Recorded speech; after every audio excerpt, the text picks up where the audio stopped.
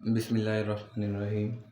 अस्सलाम वालेकुम to all students. आज हम इंशाल्लाह एक्सरसाइज 1.1 कंप्लीट करेंगे, जिसके क्वेश्चन नंबर 1 में ये कह रहे हैं कि identify each of the following as a rational और इरेशनल नंबर।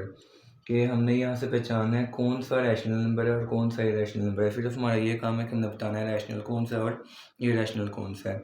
अब ये रैशनल और इरेशनल कौन से होते हैं ये हम देखते हैं। ये मैंने एक मैप बनाया है यहाँ पे, इसके थ्रू समझ आएगी कि रैशनल कौन सा होता है और इरेशनल कौन सा होता है। अब रैशनल नंबर जो है ना, इसके आगे दो टाइप्स हैं। एक होते हैं फाइनाइट नंबर, जिसको ये नाम देते हैं टर्मिनेटिंग। फाइनाइट नंबर जो उर्दू में भी लिखा है जो रुक जाते हैं, और दूसरे होते हैं इनफाइनाइट नंबर, जिसको आपकी बुक में नाम दिया हुआ है non terminating and recurring number. Infinite मतलब जो नहीं रुकते। अब इसकी एग्जांपल देखते हैं यहाँ पे। फाइनाइट मतलब जो रुक जाते हैं ना, इसमें आता है जिस तरह 2.25 या आप कह लो कि 3.392 कह लो, या फिर सिंगल नंबर जिसमें पॉइंट है ही नहीं वो भी हम कह सकते हैं, जिस तरह 2 या 3। ये सारे वो नंबर हैं जो रुक गए हैं। ये भी 5 पे जाकर रुक गया, ये 2 पे रुक गया और ये चले ही नहीं, मतलब 2 और 3 रुका हुआ पहले से ही। तो ये भी आपके पास क्या है, टर्मिनेटिंग नंबर, मतलब जो रुक गया। फाइनाइट नंबर, फाइनाइट जो भी है ना वो तो है ही रैशनल, इसमें कोई शक नहीं है। जो नंबर रुक जाएगा ना वो 100% रैशनल नंबर ही है। जो नहीं रुकता ना इनफाइनाइट होता है, उसको देखना है कि वो इनफाइनाइट रैशनल में से है या वो इरेशनल में से है। अब रैशनल वाला कौन सा होगा, अगर तो ऐसा इनफाइनाइट नंबर है जो नॉन टर्मिनेटिंग मतलब रुक तो नहीं रहा, एंड रिकरिंग, लेकिन रिकरिंग मतलब बार बार आ रहा है, जिस तरह के 2.666 अप टू फोन। अभी नंबर है 2.6 के बाद 6 बार बार आ रहा है, इसी तरह चलता जा रहा है आगे। या फिर आप कह लें यहाँ पे कि 4.2323 अप टू फोन। अभी भी 2323 अप टू फोन 23 चलता जा रहा है। एक नंबर सेम नंबर है, सीक्वेंस है जो बार बार आ रहा है, रिकरिंग हो रहा है, बार बार अकरिंग हो रही है उसकी। और अगला जो है वो इरेशनल नंबर है। इरेशनल में भी आएंगे इनफाइनाइट नंबर ही आएंगे, लेकिन ये नंबर ना तो टर्मिनेट होंगे मतलब ना तो रुकेंगे, और ना ही ये रिकरिंग मतलब बार बार आएंगे, जिस तरह के 3.142 अप टू फोन। अब ये नंबर है 1 के बाद 4 है, 4 के बाद 2, 2 के बाद पता नहीं क्या नंबर होता है, 2 के बाद फॉर एग्जांपल यहाँ 3 होगा। अब यहाँ सीक्वेंस कोई नहीं है, यहाँ पहले 1 आया फिर 4 आया, मुख्तलिफ नंबर आ रहे हैं। तो ये नंबर जो है इस तरह के इरेशनल नंबर में आते हैं। बुक आपकी बुक में भी ना इसने कुछ इरेशनल नंबर दिए हैं जो कि इरेशनल हैं, उनको हम देख लेते हैं। जिस तरह के यहाँ पे इसने वैल्यू दी है,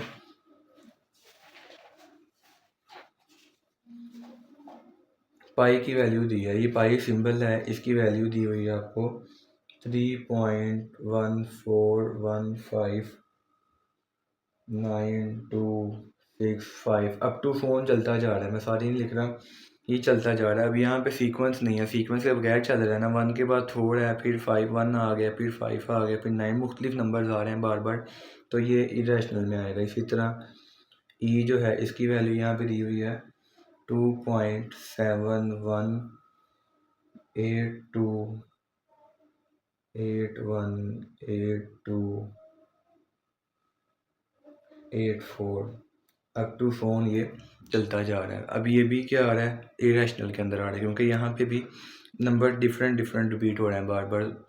उसके बाद यहाँ पे स्क्वायर रूट की एग्जांपल दी है। अब ये स्क्वायर रूट दो तरह के होते हैं, एक होते हैं जिनका एग्जैक्ट आंसर नहीं आता, जिस तरह के बुक में लिखा हुआ है स्क्वायर रूट 2 है।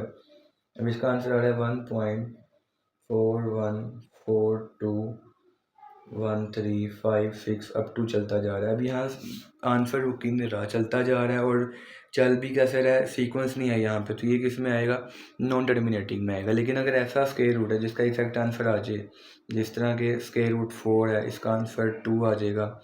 परफेक्ट स्क्वायर होगा ना उसका आंसर आएगा। अब यहाँ स्क्वायर रूट 9 है, इसका आंसर 3 आ जाएगा। स्क्वायर रूट 16 है, इसका आंसर 4 आएगा। जिसका आंसर तो आ जाए एग्जैक्ट, वो आ जाएगा रैशनल नंबर के अंदर, लेकिन जिसका एग्जैक्ट नहीं आएगा वो आएगा इरेशनल के अंदर। अब ये सारे जो हैं ये इसकी टाइप नहीं से समझाया, ये रैशनल नंबर है क्योंकि इनका आंसर जो है वो रुक गया। हमने यही चेक करना है, हमने कैलसी पे निकाल लेना, अगर नहीं ना पता चलेगा तो। अगर तो आंसर रुक जाएगा तो फिर वो रैशनल आएगा, और अगर वो चलता जाएगा विदाउट सीक्वेंस तो वो इरेशनल नंबर में आएगा। ठीक है, तीनों क्लियर हो गए यहाँ पे। ये फाइनाइट है जो रुक जाएगा, ये चलेगा लेकिन सीक्वेंस के साथ, कोई नंबर बार बार आएगा। और इस वाले में क्या होगा, ये चलता भी रहेगा और सीक्वेंस के बगैर चलेगा, सीक्वेंस कोई नहीं होगा। अब आते हैं क्वेश्चन की तरफ। क्वेश्चन रेडी कर लिए मैंने। अब पहला क्वेश्चन है, इसमें लिखा हुआ है 2.353535। अब यहाँ पे आके रुक गया। अभी बताया था कि जो नंबर तो रुक जाएगा ना वो तो 100% फाइनाइट नंबर है, और फाइनाइट नंबर जो है वो रैशनल नंबर के अंदर से आते हैं, जो रुकेंगे वो तो रैशनल हैं ही। तो यहाँ हम लिख देंगे ये कौन सा है, रैशनल है, ठीक है।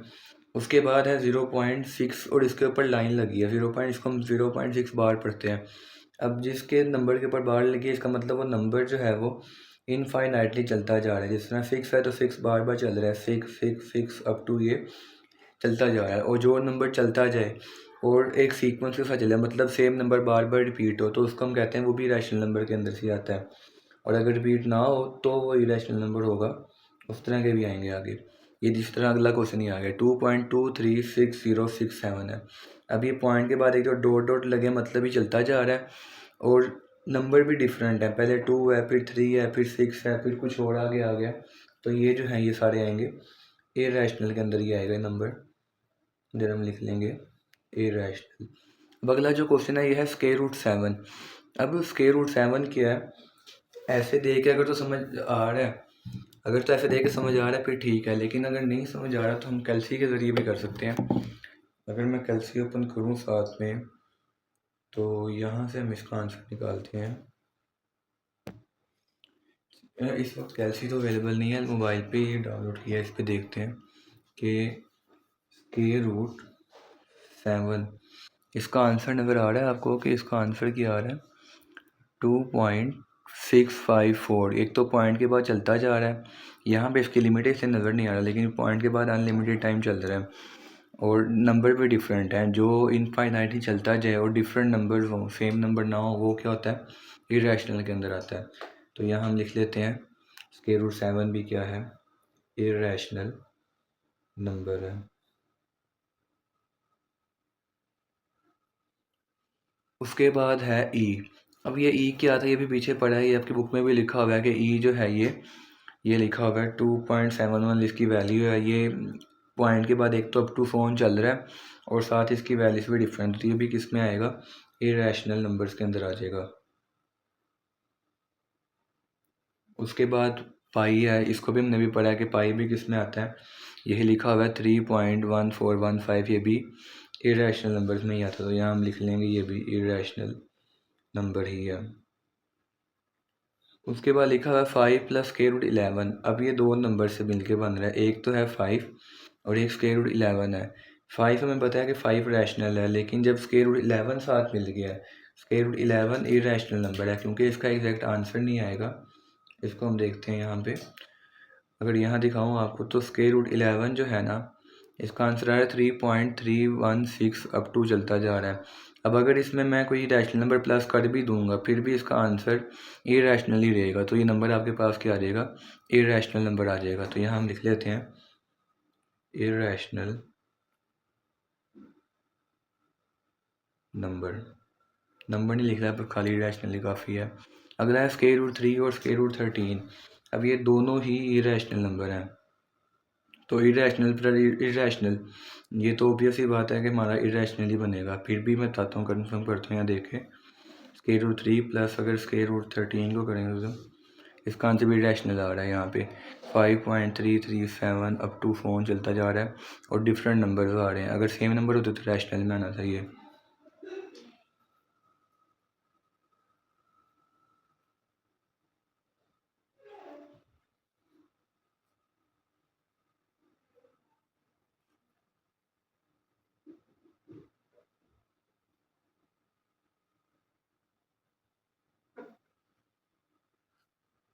उसके बाद नेक्स्ट क्वेश्चन है, इसमें लिखा हुआ है 15/4। अब 15/4 क्या है, इसका ज़ाहिर सी बात है बस नहीं समझ आ रहा कि 15/4 रैशनल है कि इरेशनल है। लेकिन अगर हम इसका आंसर निकालें 15/4 का, तो इसका आंसर आ रहा है 3.75। ये रुक गया है, पॉइंट के बाद दो वैल्यू चली ही, आगे जाके चली ही नहीं।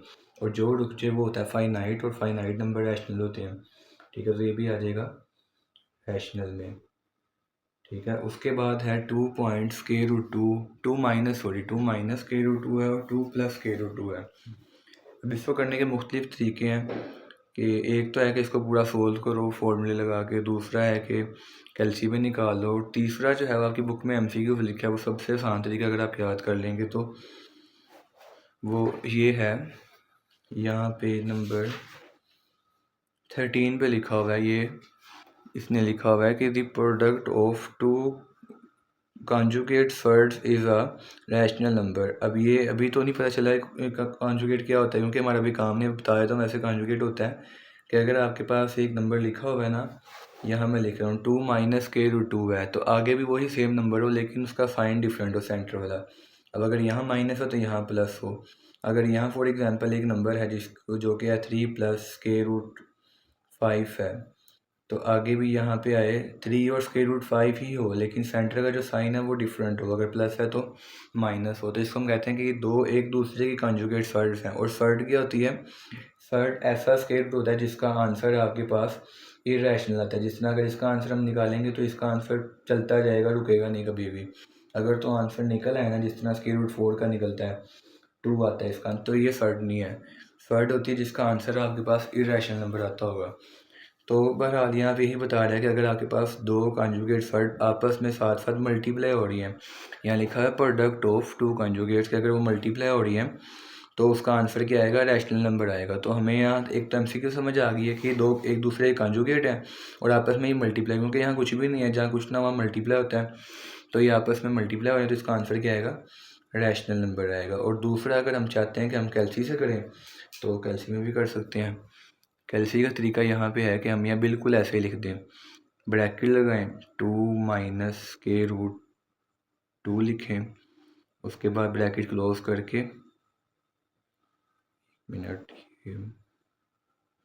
ब्रैकेट क्लोज करके फिर दूसरी ब्रैकेट ओपन करके यहाँ लिख लें 2 प्लस स्क्वायर रूट 2 और यहाँ ब्रैकेट को क्लोज कर दें। तो इसका आंसर देखें क्या आ रहा है? आंसर इसका 2 आ रहा है यहाँ पे। तो 2 वैसे भी क्या रैशनल नंबर है, तो प्रूफ भी हो गया कैल्सी के जरिए भी कि इसका आंसर क्या आएगा? रैशनल ही आएगा, इरेशनल नहीं आएगा, ठीक है। तो represent the following number on number line, के जो नंबर दिए गए ना हमें 1 2 3, ये सारे 1 से 6 तक नंबर्स को हमने नंबर लाइन के ऊपर रिप्रेजेंट करना है। अब इसको भी आसान तरीन सवाल है, इसको हम लिखते हैं। क्वेश्चन रेडी करता हूँ, फिर आगे कंटिन्यू करते हैं इसको। अच्छा, अब इस वाले क्वेश्चन को ना बुक में जो इसका आंसर है वो अजीब सा ही है, उसने पहले पाइथागोरस थ्योरम लगा के इसका आंसर निकाला हुआ है। अब यहाँ हमने वो काम नहीं करना, हमने यहाँ डायरेक्ट कैल्सी पे जाना है, इसका आंसर देखना है क्या आता है। स्क्वायर रूट 2 का, स्क्वायर रूट 2 का कैल्सी पे आंसर आ रहा है, देखते हैं। स्क्वायर रूट 2 का आंसर यहाँ पे आ रहा है 1.41 अप टू चलता जा रहा है। तो हम यहाँ करेंगे क्या, हम सिर्फ 1 लिखेंगे पॉइंट से पहले वाली वैल्यू, और पॉइंट के बाद एक डिजिट लिख लेंगे। पॉइंट के बाद डिजिट जो है वो क्या है? 4 है। एक दफ़ा मैं इसको लिख लेता हूँ यहाँ पे, इसकी 2 को हम एक दफ़ा ऐसे लिख लेते हैं, फिर हम यहाँ लिखते हैं इसका आंसर जो कि क्या आ रहा है, अप्रोक्सीमेटली इक्वल टू आ रहा है 1.4 की। अब मैंने यहाँ दो बातें ध्यान में रखनी है, एक तो आपने सिंबल लगाना है ना, वो इस तरह का इक्वल नहीं लगाना, ये अली मद्दा टाइप का लगाना है। इसको दो दफ़ा आपने बना दोगे, ये अप्रोक्सीमेटली का होता है, मतलब कि ये चीज़ तकरीबन इक्वल है, पूरी पूरी इक्वल नहीं है। और जब पॉइंट के बाद नंबर लगाएंगे ना, तो वहाँ देखेंगे कि जो हम नंबर, क्योंकि मैं सिर्फ एक नंबर ले रहा हूँ, उसके आगे देखेंगे जो दूसरा नंबर है क्या वो 5 या उससे बड़ा है। अगर तो 5 या उससे बड़ा होगा तो हम इस वाले नंबर को बढ़ा देंगे, 4 को बढ़ा के 5 कर देंगे। लेकिन अगला नंबर जो है अगर तो वो 5 से छोटा है तो उसको वैसे ही रखेंगे। अब यहाँ नंबर छोटा है 1 है, तो हम 4 को बढ़ाएंगे नहीं, ऐसे ही रख लेंगे। तो 1.4 मैंने यहाँ लिख लिया कि तकरीबन ये 1.4 के इक्वल है। अब उसने कहा हुआ है बुक में कि आपने इनको रिप्रेजेंट करना है नंबर लाइन के ऊपर। अब नंबर लाइन क्या होती है? नंबर लाइन एक लाइन होती है जिसको अगर हम यहाँ पर ड्रा करें तो कुछ इस तरह से। अब इसमें होता कि है, इसमें सेंटर में यहाँ पे 0 होता है, राइट साइड पे प्लस वाली वैल्यूज होती है और लेफ्ट साइड पे माइनस वाली होती है, -1 -2 -3 अप टू ये लाइन चलती जाती है। जिस तरह यहाँ एरो लगा है ना, एरो का मतलब यही है कि लाइन रुकनी नहीं, ये चलती जा रही है इनफाइनाइट टाइम, हम नहीं काउंट कर सकते कहाँ तक ही चल रही है। तो मैंने यहाँ 3 लिख दिया क्योंकि मुझे ज़रूरत ही नहीं है आगे की। मुझे 1.4 तक की ज़रूरत है, मैंने फिर भी यहाँ 3 तक बना दिया। अब 1.4 का मतलब क्या है कि ये 1 से आगे है, क्योंकि यहाँ दो तरह के 1 है, एक प्लस वाला 1 है और एक माइनस वाला। यहाँ देखेंगे क्या, यहाँ कुछ भी नहीं है, मतलब ये प्लस की बात कर रहा है। तो ये 1 से आगे है और 0.4 मतलब कि 4 पॉइंट के डिस्टेंस पे है। अब 1 से लेके 4 तक 10 लाइन्स होती हैं ना, 1.1 फिर 1.2 1.3 1.4 1.5 1.6 1.7 1.8 1.9 और फिर आखिर आके वहाँ पे 10वें पे 2 आ जाएगा। तो हम यहाँ करते क्या हैं, हम यहाँ लाइन लगा लेते हैं। मैं यहाँ लगाता हूँ 10 लाइनें लगाता हूँ। उसका तरीका क्या, पहले हम सेंटर में लाइन लगा लें, क्योंकि सेंटर वाली लाइन जो है वो 5वीं लाइन होगी। उसके बाद आसानी हो जाएगी, हम 4 लाइनें यहाँ लगा लेंगे और 4 ही हम यहाँ लगा लेंगे, वरना मुश्किल होती है, वो पूरी 10 लाइनें बनती नहीं है, फासला नहीं सेम आता है इसका। अभी बना लिया हमने। अब यहाँ पे उसने कहा कहाँ बन रहा है, 1.4 पे बन रहा है, मतलब 1 के बाद चौथी लाइन, ये 1 के बाद चौथी लाइन ये है। अगर तो क्लियर नज़र आ रही है, ये 1 है, ये 2 3 और ये जो 4 चौथी लाइन है, इसको हम यहाँ ज़रा बड़ा कर देंगे और यहाँ हम लिख देंगे जो हमारा नंबर था। ओरिजिनल नंबर लिखना है, 1.4 नहीं लिखना, वो तो अप्रोक्सीमेटली वैल्यू आई थी ना यहाँ पे। तो हमने यहाँ बना लिया कि हमारा जो स्क्वायर रूट 2 है वो कहाँ आ रहा है, 1 के बाद चौथी लाइन के ऊपर बन रहा है। अब दूसरा पॉइंट है, दूसरा क्वेश्चन है, सॉरी, वो लिखा हुआ है स्क्वायर रूट 3 लिखा हुआ है। स्क्वायर रूट 3 पहले हम देख लेते हैं किसके इक्वल है अप्रोक्सीमेटली। तो ये जो इक्वल टू आ रहा है यहाँ पे, ये 1.73, ये भी चलता जा रहा है। तो हम यहाँ पॉइंट के बाद एक वैल्यू लिखेंगे। मैं यहाँ लिख लेता हूँ एक दफ़ा, स्क्वायर रूट 3 को ऐसे लिख लेता हूँ। यह हमने लिखा नहीं है, सोल्यूशन लिख लेना साथ में। सोल्यूशन लिखने के बाद हम यहाँ पे स्क्वायर रूट 3 को एक दफ़ा ऐसे लिख लेंगे। उसके बाद इसकी जो वैल्यू थी वो थी 1.7। मैंने कहा था अगर देखना है कि 7 के बाद जो दूसरी वैल्यू 5 से बड़ी है कि नहीं, अगर तो 5 ही उससे बड़ी है तो हम एक बढ़ा देंगे, ये 5 से छोटी है तो इसको बढ़ाएंगे नहीं, ऐसे ही रखेंगे। तो ये आ जाएगा अप्रोक्सीमेटली इक्वल टू आएगा 1.7, तकरीबन इसके इक्वल आएगा, पूरा पूरा नहीं आएगा। अब फिर वही बात है, दोबारा से हम नंबर लाइन बनाएंगे। यहाँ पे नंबर लाइन बनाते हैं जिसने पहले बनाई थी, ये हमारी नंबर लाइन जो है ये बन गई है। अब यहाँ सेंटर में 0 आ जाएगा, यहाँ +1 +2 और +3। उसके बाद यहाँ -1 -2 और -3। अब इसमें वो कह रहे हैं कि पॉइंट का बन रहा है 1.7, यानी 1 के बाद 7th लाइन पे। फिर वही बात है, 1 के बाद बन रहा है ना, तो हम 1 से 2 के दरमियान लाइन लगाएंगे, जिनकी में ज़रूरत नहीं है वहाँ लाइन लाने की ज़रूरत भी नहीं है, तो हम यहाँ ही लगाएंगे 1 से 2 के दरमियान। वही तरीका अपनाना है कि सेंटर में ही लाइन लगा लो जो कि 5 को रिप्रेजेंट करती है। 4 लाइनें यहाँ पे आ जाएंगी और 4 ही लाइनें यहाँ पे आ जाएंगी। लाइनें लगाने का आसान तरीका है, इसलिए हम सेंटर में लगा लेते हैं, फिर उसके बाद अंदाजे से 4 यहाँ लगा लेते हैं और 4 हम यहाँ पे लगा लेते हैं। ये मतलब डार्क करूँ, सही से नज़र नहीं आ रही, ये 4 यहाँ लग गई हैं और ये आखिरी इसकी 2 की है और 4 ही हमने यहाँ पे लगा ली है। अब यहाँ वो कह रहा है कि 1 के बाद 7th लाइन है, तो 1 के बाद 7th पॉइंट जो ये बन रहा है, देखते हैं 1 2 3 4 5 6 7, जो 7th लाइन है उसको हम ज़रा बड़ा कर देंगे और यहाँ लिख लेंगे जो हमारा ओरिजिनल क्वेश्चन था, स्क्वायर रूट 3, ये आंसर। ठीक है, ये हमने काम क्यों किया था, ये वैल्यू निकालने वाला, ताकि हमारा काम आसान हो पाए। लिखना हमने वही है जो उसने हमें क्वेश्चन में कहा हुआ था। अब अगला क्वेश्चन है, नेक्स्ट क्वेश्चन में वो कह रहे हैं कि आप 4 इंटू 1/3 को रिप्रेजेंट करो, 4 इंटू 1/3। अब इसको किस तरह से लिखेंगे, इसको भी हम कैलसी के जरिए फाइंड कर सकते हैं। पहले हम इसको रैशनल फॉर्म में करते हैं ना। रैशनल फॉर्म में करने का तरीका क्या होता है, नीचे वाली को मल्टीप्लाई करते हैं साथ वाली के साथ, जो आंसर आता है उसको ऊपरली में प्लस कर देते हैं। 3 4 12, 12 + 1 13/3 आ जाएगा। इसको जब हम डिवाइड करेंगे कैलसी के ऊपर, तो इसका आंसर बनेगा 13/3 इक्वल टू आ रहा है 4.33 चल रहा है। और देखो पहले के बाद जो दूसरी वैल्यू 5 से छोटी आई है, फिर भी दोबारा 5 से छोटी है, तो हम यहाँ पे इसको ऐसे ही रखेंगे, बढ़ाएंगे नहीं।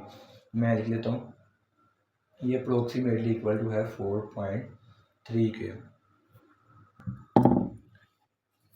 अब यहाँ नंबर लाइन लगाते हैं, इधर ही बनाते हैं नंबर लाइन।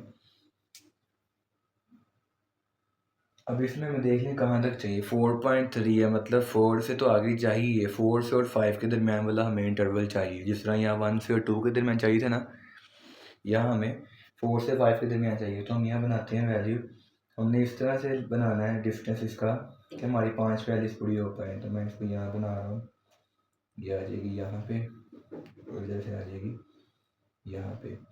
अब ना हम देखते हैं, ये पहले ये देख लो यहाँ पे 4.3 है, 4 यहाँ प्लस का है ना, मतलब हमें प्लस वाली वैल्यू चाहिए। अगर हम चाहें तो हम यहाँ माइनस वाली वैल्यू कम कर सकते हैं। ज़रूरी नहीं है कि ज़ीरो बिल्कुल सेंटर में जितनी यहाँ लिखी है उतनी वहाँ पे लिखो। हम ज़ीरो को थोड़ा सा इधर मूव कर सकते हैं।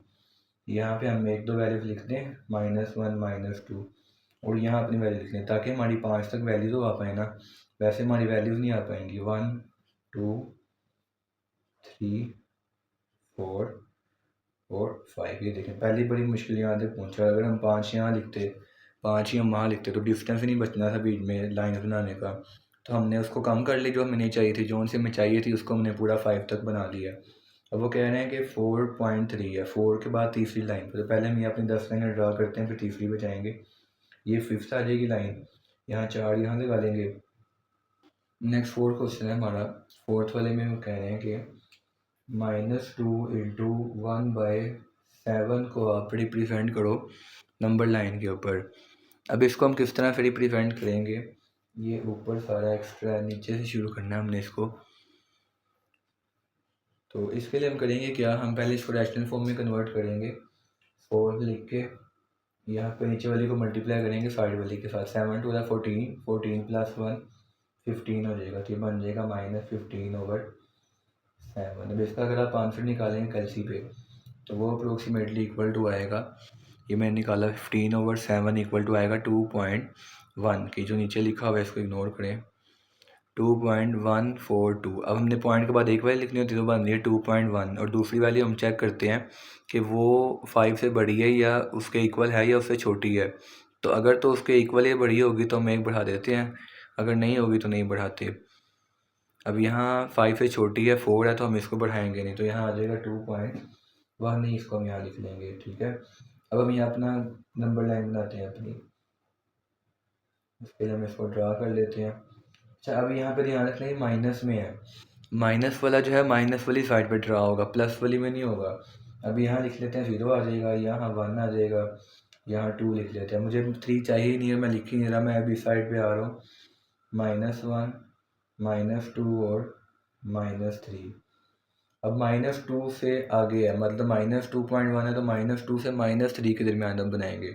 अब यहाँ 5 लाइनें लगाएंगे, वही तरीका सेंटर में आ जाएगा। फिफ्थ लाइन 4 लाइनें यहाँ आ जाएंगी, 1 2 3 4, और 4 ही हमारी यहाँ पे आ जाएंगी, 1 2 3 और 4। अब यहाँ पे उसने कहा 2 के बाद पहली लाइन है ना, 2 के बाद 1 फर्स्ट पॉइंट मतलब फर्स्ट लाइन है, तो हम यहाँ लगा लेंगे। 2 के बाद फर्स्ट लाइन पे हम यहाँ लिख लेंगे -2 इंटू 1/7। ठीक है, तो ये थोड़ी सी चेंजिंग थी, इसमें प्लस की जगह माइनस वाले में हमने ग्राफ को अपनी नंबर लाइन को बनाया है। आगे हमारा 5 वाला क्वेश्चन है। इस वाले में वो कह रहे हैं कि आप 5/8 को नंबर लाइन के ऊपर रिप्रेजेंट करो। अब यहाँ सोल्यूशन इसका लिख के हम यहाँ पे लिखते हैं 5/8 का अगर हम आंसर निकालें ना कैलसी के ऊपर, तो इसका आंसर आता है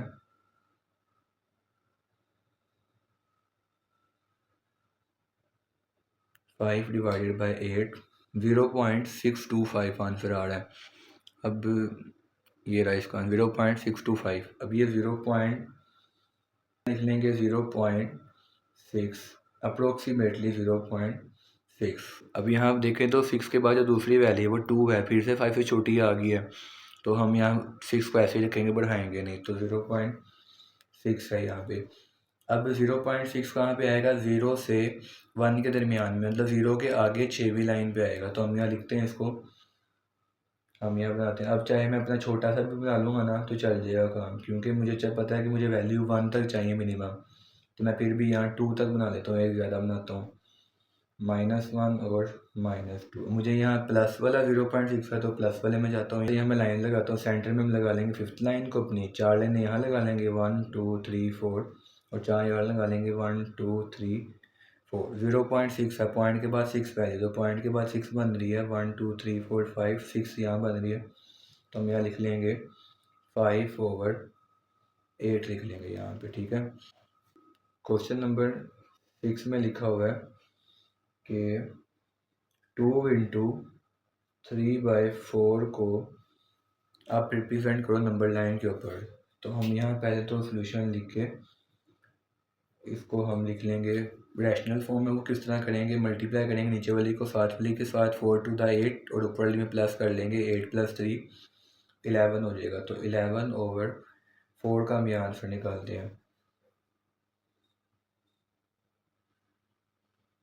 11/4 का अगर हम आंसर निकालें तो ये आ रहा है 2.75। अभी पहला सवाल है जिसमें 7 के बाद जो दूसरी वैल्यू है 5 आई है, तो अब हम यहाँ 2.7 ही लिखेंगे। हम 7 की अगली वैल्यू 5 आई ना, तो इसको हम 7 को एक बढ़ा के 8 कर देंगे। तो मैं यहाँ लिखता हूँ मेरा आंसर जो है वो अप्रोक्सीमेटली किसके इक्वल आ रहा है, 2.8 के इक्वल आ रहा है।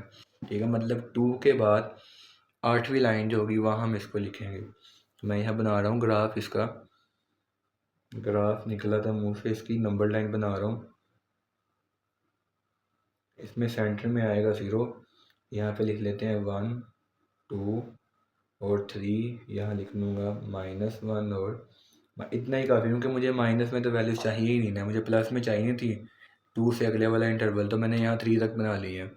अब उसके बाद हम यहाँ से इस वाले इंटरवल, क्योंकि 2 से आगे चाहिए ना 3 तक, हम यहाँ लाइन लगा लेंगे। अपनी सेंटर में आ जाएगा 5, 5th लाइन आ जाएगी और यहाँ 4 लाइनें यहाँ पे आ जाएंगी और 4 ही लाइनें हमारी यहाँ पे आ जाएंगी।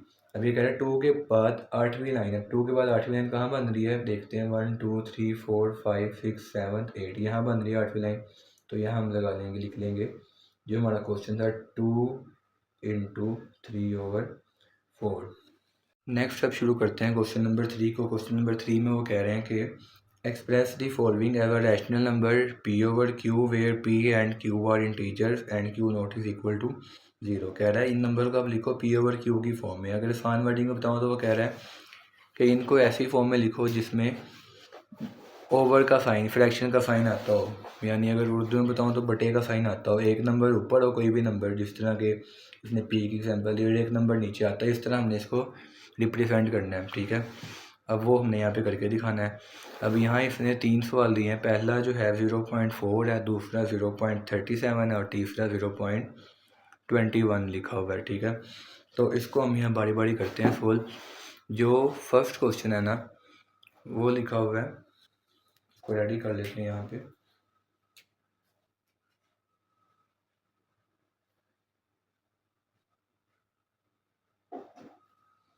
ठीक है, तो ये रेडी कर लिए, फर्स्ट क्वेश्चन है।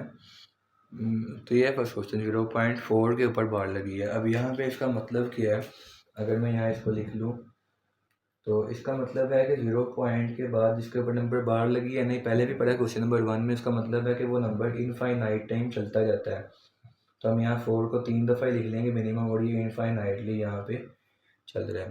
ठीक है, अब हमारा काम यहाँ पे स्टेप याद रखने हैं, 2-3 स्टेप है। पहला हमारा काम है कि हमने इस नंबर को कोई नाम देना है। मैं कहते हैं इस नंबर का नाम जो है वो लेट कर लो, इस नंबर का नाम x है।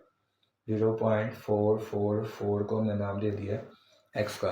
अब दूसरा यहाँ पे आएगा काम, इसको हम मल्टीप्लाई करेंगे, या तो इसको हम 10 के साथ करेंगे या 100 के साथ या इसी तरह 1000 के साथ, जो 10 का मल्टीपल होगा, 10 की पावर होगी।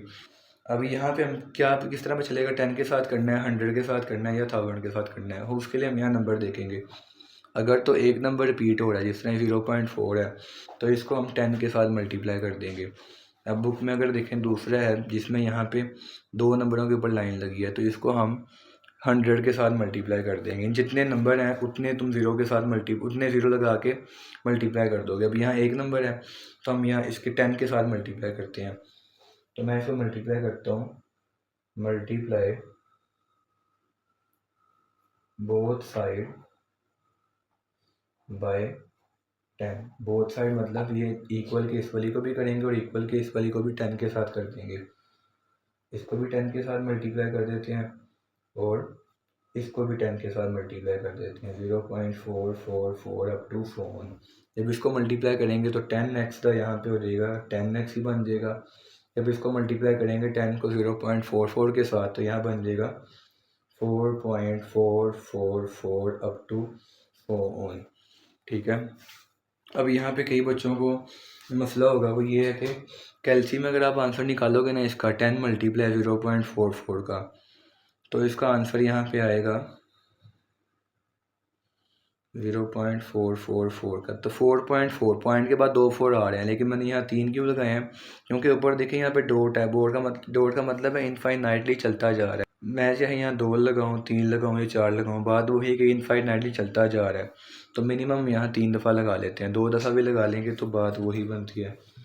अब यहाँ पे हम करेंगे क्या, अगला जो स्टेप है यहाँ से शुरू हो रहा है वो ये है कि हमने यहाँ पे पॉइंट से पहले वाले पार्ट को अलग कर लेना है और पॉइंट के बाद वाले पार्ट को हमने यहाँ पे अलग कर लेना है। और जब भी पॉइंट आता है ना, पॉइंट से पहले ज़ीरो आता ही आता है, जो कि पॉइंट की रिप्रेजेंट कर रहा होता है।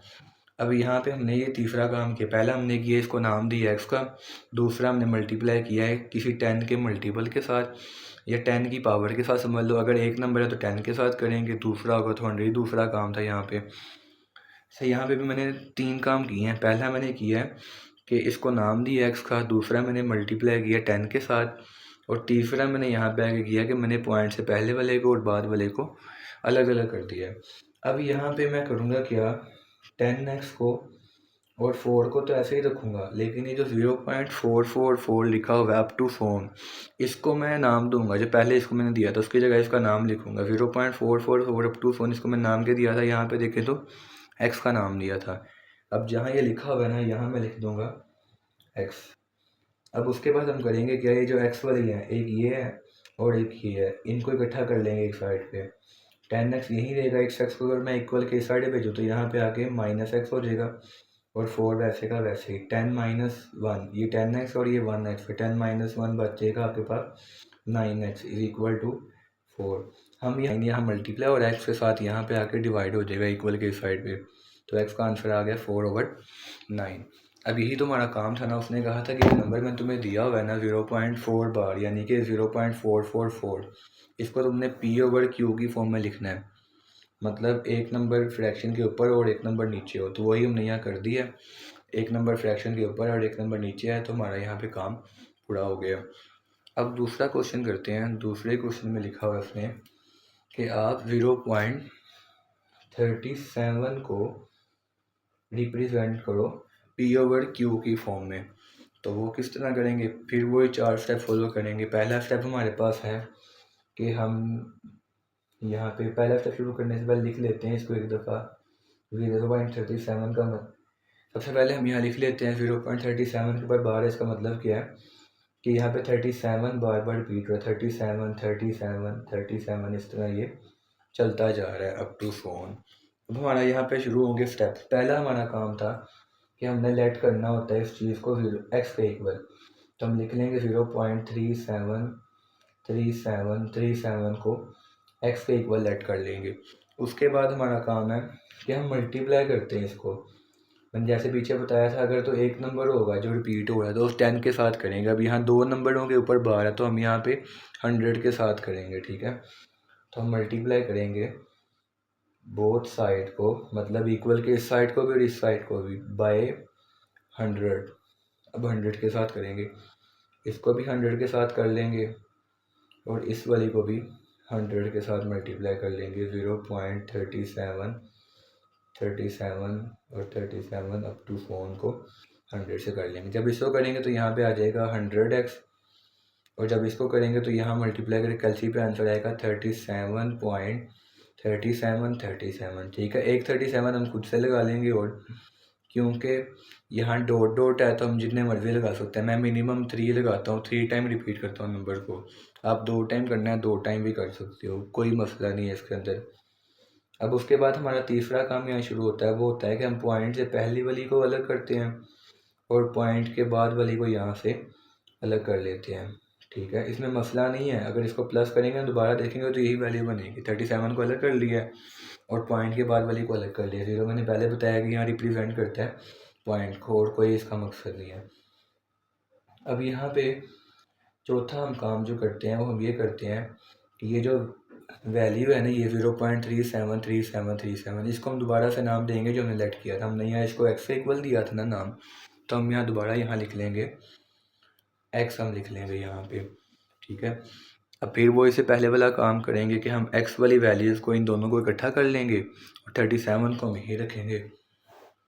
इनको मैं भेजता हूँ, इस x को मैं यहाँ पे इक्वल के इस साइड भेजता हूँ। जब यहाँ पे आएगा इक्वल की दूसरी साइड पे, यहाँ प्लस है, यहाँ पे आके माइनस हो जाएगा, इक्वल टू 37। अब 100x में से एक x निकालो तो बच जाएंगे 99x is equal to x भी आएगा, sorry 99x is equal to 37।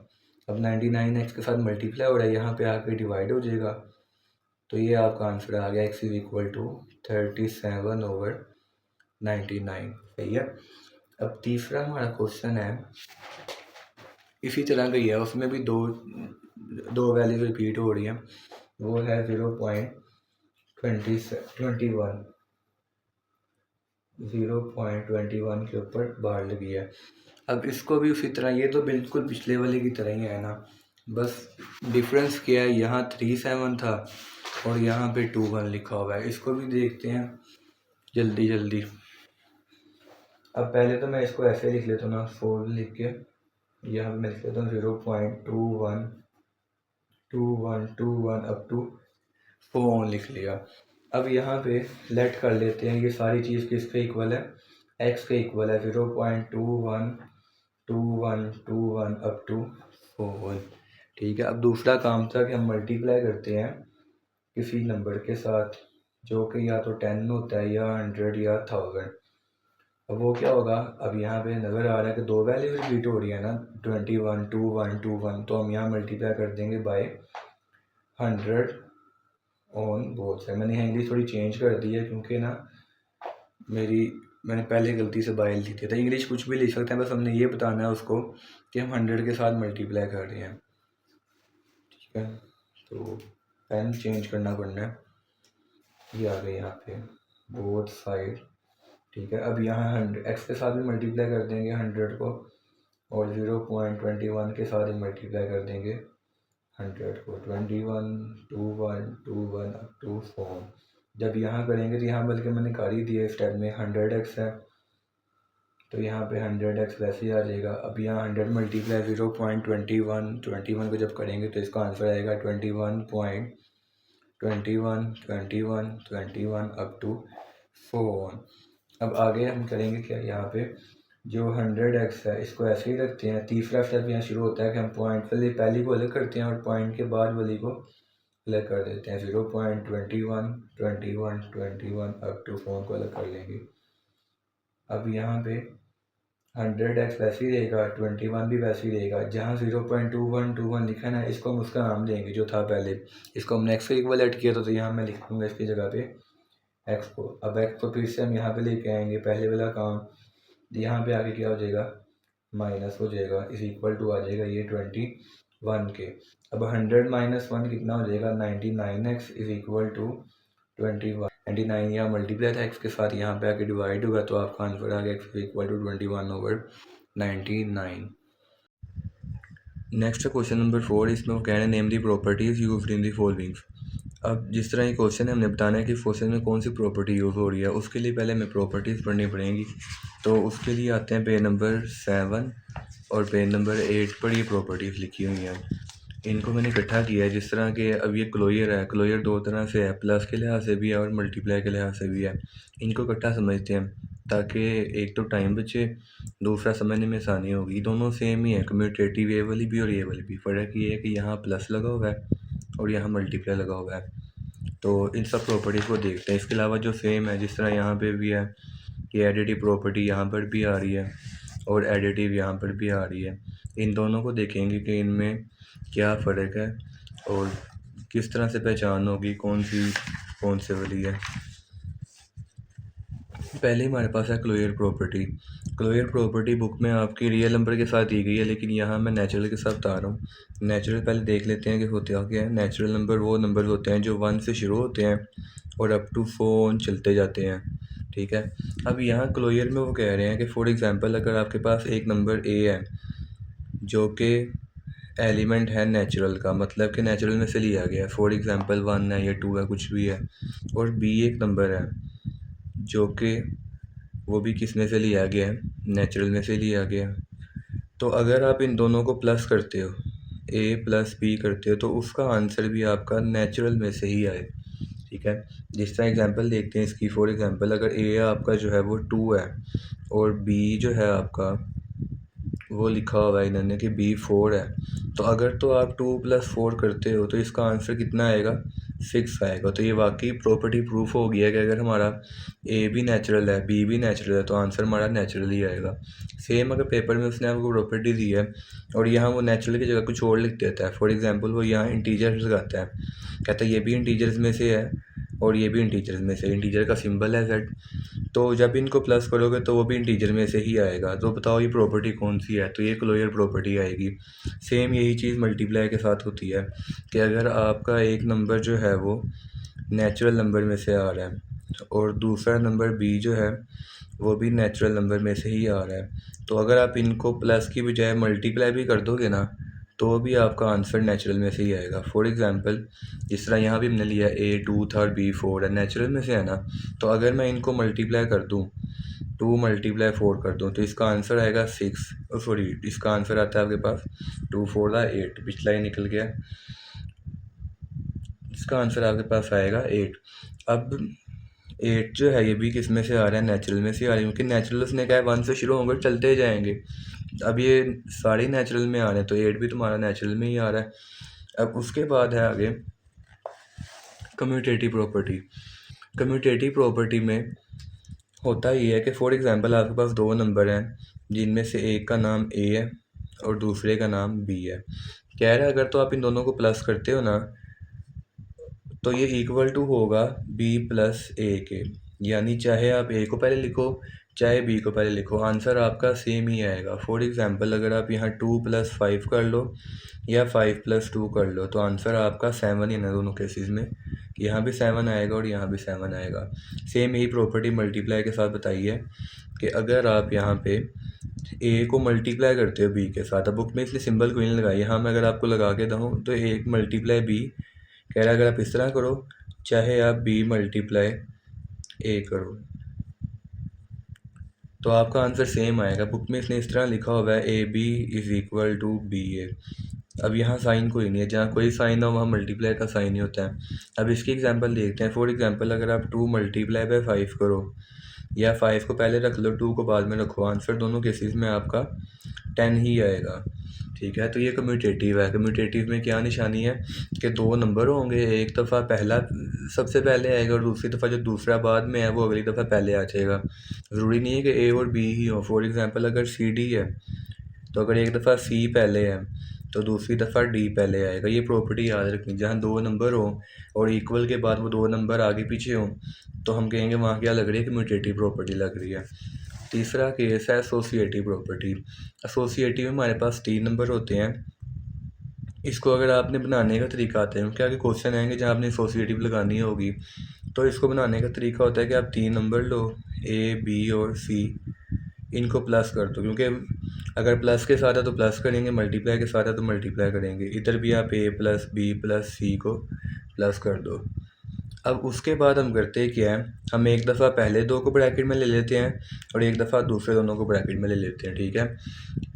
ये होती है तो आपके पास एसोसिएटिव प्रॉपर्टी कि चाहे आप, ब्रैकेट का मतलब क्या होता है कि पहले हम ब्रैकेट को सोल्व करेंगे, तो अब वो कह रहा है कि चाहे आप पहले A + B को सोल्व करो और उसको C में प्लस कर दो, या पहले B + C को सोल्व करो उसको A में प्लस कर दो, तो आंसर आपका सेम ही आएगा। फॉर एग्जांपल के साथ करते हैं कि अगर हमारे पास 3 वैल्यूज़ हैं, A की वैल्यू 2 है, B की वैल्यू 3 है और C की वैल्यू कह लेते हैं कि 4 है, तो अगर हम यहाँ लिखते हैं 2 + 3 और C की जगह पे लिख लेते हैं 4, सेम यहाँ भी हम लिख लें A की जगह पे 2, B की जगह पे 3 और C की जगह पे 4, तो अगर मैं 2 + 3 करता हूँ 2 + 3 होगा 5 और 5 में अगर हम 4 ऐड कर देंगे तो आंसर हमारा 9 आएगा। सेम यहाँ भी अगर मैं 2 को ऐसे लिखता हूँ और 3 + 4 करता हूँ तो 3 + 4 7 होगा, 7 + 2 आंसर हमारा 9 ही आएगा। ये यहाँ पे वो कहना चाह रहा था कि अगर चाहे आप पहलों को पहले सोल्व करो या दूसरे दोनों को पहले सोल्व करो, आंसर आपका सेम ही आएगा। ये एसोसिएटिव प्रॉपर्टी है, ठीक है। और अगर तो मल्टीप्लाई के साथ है फिर भी सेम होगा, क्योंकि मल्टीप्लाई में कह रहा है कि अगर 3 नंबर मल्टीप्लाई हो रहा है तो अगर 3 नंबर मल्टीप्लाई हो रहे हैं, चाहे पहले दो इनको मल्टीप्लाई करो और इसको मल्टीप्लाई कर दो सी में, या पहले आप बी और सी को मल्टीप्लाई कर दो और जो आंसर आएगा उसको ए में मल्टीप्लाई कर दो। मैं भी यहाँ सिंबल नहीं यूज़ कर रहा, क्योंकि जहाँ कोई सिंबल नहीं होगा वहाँ मल्टीप्लाई ही यूज़ होता है, तो मैं आगे इसी तरह यूज़ करूँगा इसको। अब इसकी एग्जांपल भी वही ले लेते हैं हम, A2 B3 और C4 ले लेते हैं। अगर हम 2 को मल्टीप्लाई करते हैं 3 के साथ और उसको मल्टीप्लाई करते हैं 4 के साथ जो कि C की वैल्यू है, सेम यहाँ अगर मैं 2 लिख लूँ, A की वैल्यू और B की वैल्यू 3 है और C की हमने 4 ली है, इनको मल्टीप्लाई करवा रहे हैं। तो अगर मैं पहले 2 और 3 को मल्टीप्लाई करवा दूँ, 2 3 6 और इसको मल्टीप्लाई करवाऊँगा बाहर में, 6 4 हो जाएगा आपके पास 24। सेम यहाँ 3 को 4 के साथ मल्टीप्लाई करेंगे, 3 4 12 और 12 को जब मल्टीप्लाई करेंगे 2 के साथ तो आंसर फिर भी आएगा 24। तो प्रूफ हो गया कि एसोसिएटिव प्रॉपर्टी भी हमारे पास ट्रू है। ये वो प्रॉपर्टीज हैं जो पहले से ही प्रूफ है, ये प्रूफ्ड है कि ये प्रॉपर्टी 100% ट्रू होती है। हमने बस याद रखना है इनकी शेप, कि कौन सी शेप है तो वो कौन सी प्रॉपर्टी बन रही है, ठीक है। तो आगे भी एक प्रॉपर्टी आएगी डिस्ट्रीब्यूटिव, और ये वो तकरीबन इसके मिलती जुलती है, तो फ़र्क देखेंगे वहाँ पे किस तरह पता चलेगा एसोसिएटिव कौन सी है डिस्ट्रीब्यूटिव कौन सी है, वो जब आएगा तो तब इनमें फ़र्क देखेंगे भी हम, ठीक है।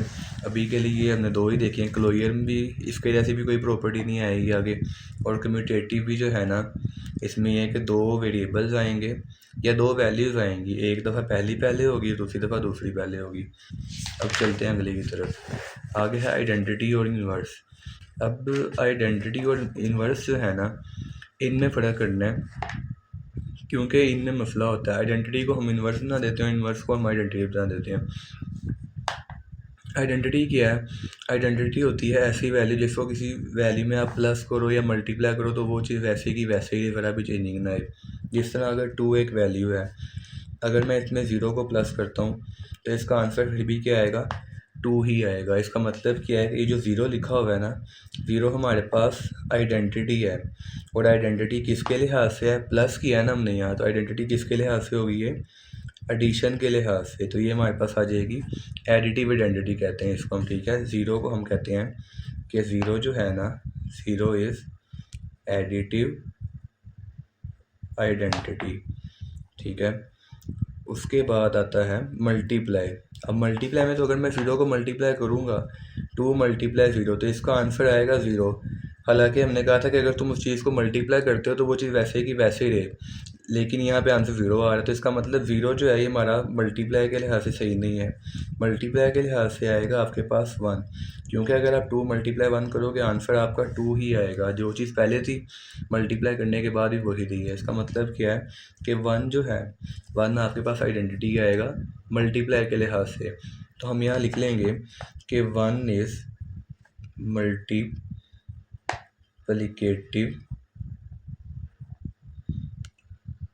आइडेंटिटी, ठीक है। यहाँ आ जाएगा आइडेंटिटी, ठीक है। ये याद रखना, 0 जो है वो एडिशन के लिहाज से, प्लस के लिहाज से, और 1 जो है वो मल्टीप्लाई के लिहाज से। अब आगे है इन्वर्स की प्रॉपर्टी। इन्वर्स में क्या होता है? इन्वर्स होता है कि अगर आपके पास एक वैल्यू है, फॉर एग्जांपल 2 है, तो आप इसमें ऐसी वैल्यू ऐड करो कि इसका आंसर 0 आ जाए, ठीक है। ये है एडिशन के लिहाज से इन्वर्स। अब 2 में मैं क्या ऐड करूँ कि उसका आंसर 0 आएगा? तो 2 में अगर मैं -2 को ही ऐड कर दूंगा ना तो उसका आंसर कितना आएगा? 0, क्योंकि प्लस माइनस माइनस हो जाएगा, 2 - 2 करेंगे तो 0 आंसर आएगा। इसका मतलब क्या है कि 2 हमारे पास आइडेंटिटी है, सॉरी 2 हमारे पास जो है -2, ये इन्वर्स हो रहा है +2 का। अगर मैं यहाँ प्लस माइनस ना लगाऊँ, मुश्किल लग रहा है ये, मैं इस तरह बताता हूँ। 3 को अगर हम माइनस कर दें 3 में से तो इसका आंसर क्या आएगा? 0 आएगा। अब यहाँ पे जो -3 है ना, ये इन्वर्स बन रहा है 3 का, और अगर हम इसको इस तरह देख लें -3 + 3, ये भी तो 0 के इक्वल आ रहा है। इसका मतलब क्या है कि 3 जो है ये -3 का इन्वर्स है और -3 3 का इन्वर्स है, एक दूसरे के इन्वर्स हैं, क्योंकि अगर 3 में -3 प्लस करूँगा 0 आ जाएगा, -3 में 3 प्लस करूँगा तो 0 आ जाएगा। तो ये एक दूसरे के जो है इन्वर्स आ जाएंगे। अगर आपसे पूछे ना पेपर में MCQs में कि बताओ आप 4 का इन्वर्स किया है, तो 4 का इन्वर्स 4 ही होगा, लेकिन साइन चेंज होगा उसका, जिस तरह ये है। और अगर आपसे पूछे बताओ -5 जो है इसका इन्वर्स बताओ एडिशन के लिहाज से क्या है, तो एडिशन के लिहाज से इसका जो इन्वर्स होगा वो 5 ही होगा, लेकिन साइन चेंज होगा। अगर यहाँ माइनस है तो यहाँ पे प्लस का जो है वो इन्वर्स बनता है, ठीक है। तो पता चला कि एडिशन के लिहाज से इन्वर्स हुआ है कि जिसको उसमें ऐड करने से आपका आंसर 0 आता हो। अब आती है बात मल्टीप्लाई की। मल्टीप्लाई में वो इन्वर्स होगा जिसको मल्टीप्लाई करने से आपका आंसर 1 आता हो। अब वो किस तरह आएगा, हम मल्टीप्लाई करेंगे इसको उसी नंबर के रेसिप्रोकल के साथ। मतलब अगर यहाँ 2 है तो 2 का रेसिप्रोकल होगा 1/2, यानी कि 2 का ऑपोजिट जो होता है। अब यहाँ पे 2 से कैंसिल होगा तो आपका आंसर यहाँ पे बन जाएगा 1। सेम अगर यहाँ पे कहता है कि एक नंबर लिखा हुआ है 2/3 है, अब ठीक है। अब यहाँ 2 के नीचे भी कुछ है तो इसका इन्वर्स क्या होगा, इसका ऑपोजिट हो जाएगा। अब 3 ऊपर आ जाएगा और 2 नीचे, क्योंकि यहाँ देखें यहाँ कुछ भी नहीं था, इसका मतलब यहाँ पे क्या था 1 था। तो हमने असल में यहाँ भी इसको उल्टी किया, हम नीचे वाली वैल्यू को ऊपर ले आए, ऊपर वाली को नीचे ले आए, ये इन्वर्स होता है। यहाँ भी वही बात है कि हमने इन्वर्स किया, 3 को ऊपर ले गए हैं और 2 को नीचे ले आए हैं। अब यहाँ पे 2 से कैंसिल होगा, 3 से कैंसिल होगा, तो हमारे पास बाकी बच जाएगा यहाँ पे 1, क्योंकि मल्टीप्लाई में जब सारी वैल्यू की कटिंग हो तो हमारे पास 1 बचता है। तो ये यहाँ पे आ गया। इन्वर्स में क्या होगा फिर सुन लें कि अगर इन्वर्स 2 का किसी भी नंबर का इन्वर्स वो होता है प्लस में, कि अगर आप उसको उसमें ऐड करो तो आपका आंसर जो है वो 0 आए। एडिशन के लिहाज से अगर आप प्लस करो उसको तो आपका आंसर 0 आता हो, और मल्टीप्लाई के लिहाज से अगर आप मल्टीप्लाई करो किसी नंबर को किसी दूसरे नंबर में तो उसका आंसर 1 आता हो, तो वो भी दोनों एक दूसरे के इन्वर्स होंगे। अब यहाँ 1/2 2 का इन्वर्स है और 2 जो है 1/2 का इन्वर्स है, ये एक दूसरे के होते हैं, ठीक है। अब गलती ही होती है वो भी देख लेते हैं। हमें यहाँ समझ नहीं आती कि इधर जो, क्योंकि हम उल्टा लगा लेते हैं 0 के लिहाज से कि 0 इसमें आएगा तो एडिशन है, इसमें आएगा तो एडिशन है। पता नहीं चलता कि ये इन्वर्स आ रहा है कि आइडेंटिटी आ रही है। तो इसकी निशानी ये है कि अगर आपके पास 0 जो है ना किसी वैल्यू में ऐड हो रहा है तो वो आइडेंटिटी है, और अगर वो उसका आंसर 0 आ रहा है तो वो इन्वर्स है। सेम यही बात 1 के लिए है कि अगर 1 मल्टीप्लाई हो रहा है तो वो आइडेंटिटी है, और अगर उसका आंसर 1 आ रहा है तो वो इन्वर्स है। इस तरह याद रख लें आप। अगला है डिस्ट्रीब्यूटिव प्रॉपर्टी। अब डिस्ट्रीब्यूटिव प्रॉपर्टी क्या होती है, इसमें ना 4 तरह के केस होते हैं, वो देख लेते हैं। अभी यहाँ पे पहला जो है उसमें लिखा होता है a मल्टीप्लाई b प्लस सी, ठीक है। a मल्टीप्लाई b माइनस सी, उसके बाद आपके पास आता है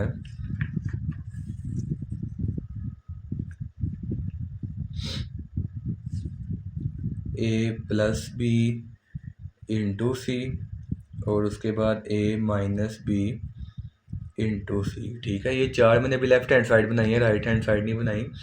अब इसमें एक दफ़ा प्लस के साथ है और एक दफ़ा माइनस के साथ है। सेम इधर भी प्लस के साथ माइनस के साथ। फ़र्क किया है इन चारों में, इन दोनों में तो प्लस माइनस का है ना। एक दफ़ा हमने ए को बाहर निकाल लिया, एक दफ़ा हमने सी को बाहर निकाल लिया। अब ये बनाते हैं किस तरह, फिर हम इनके नाम भी देखेंगे क्या है। अब इसकी राइट हैंड साइड किस तरह बनती है, हम अंदर मल्टीप्लाई करवाते हैं। ए को बी के साथ करेंगे तो ए बी हो जाएगा, प्लस सेंटर वाला वैसे ही आएगा साइन। उसके बाद हम ए को मल्टीप्लाई कर देंगे सी के साथ तो ये आ जाएगा ए बी प्लस ए सी। अब सेम इसको मल्टीप्लाई करवाएंगे, ए को बी के साथ करेंगे तो ए बी हो जाएगा, माइनस का सिंबल आएगा उसके बाद जो सेंटर में है। उसके बाद ए को सी के साथ करेंगे तो ए सी हो जाएगा। उसके बाद अब इनको करते हैं, हम ए को सी के साथ करेंगे तो ए सी, उसके बाद प्लस बी को सी के साथ करेंगे तो बी सी, फिर ए को सी के साथ करेंगे तो ए सी, माइनस बी को सी के साथ करेंगे तो बी सी आपके पास आंसर आ जाएगा, ठीक है।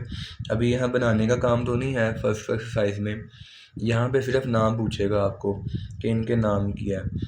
अब मोस्टली अगर इस तरह का काम हो रहा है तो अगर तो उसने सिंपल एमसीक्यू में पूछा हुआ है कि बताओ ये कौन सी प्रॉपर्टी है, और अगर आपका ऑप्शन डिस्ट्रीब्यूटिव ही है, खाली डिस्ट्रीब्यूटिव के अलावा कुछ भी नहीं है, मतलब बाकी डिफरेंट है, आइडेंटिटी है, इन्वर्स है या एडिटिव प्रॉपर्टी है, तो आप वहाँ फटाफट लगा लो कि ये कौन सी बन रही है, डिस्ट्रीब्यूटिव बन रही है।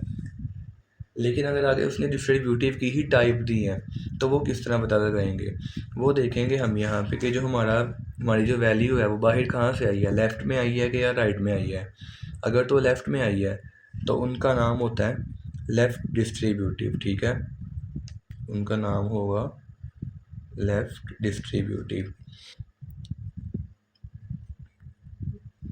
और लेफ़्ट में भी देखेंगे कहाँ से आई है, अगर तो आगे मज़ीद ऑप्शन की बताना, अगर तो उसने मज़ीद दिया हुआ है, मुश्किल बनाया है, तो अगर लेफ़्ट में भी देखें, अगर तो प्लस है तो हम कहते हैं लेफ़्ट डिस्ट्रीब्यूटिव है ओवर एडिशन।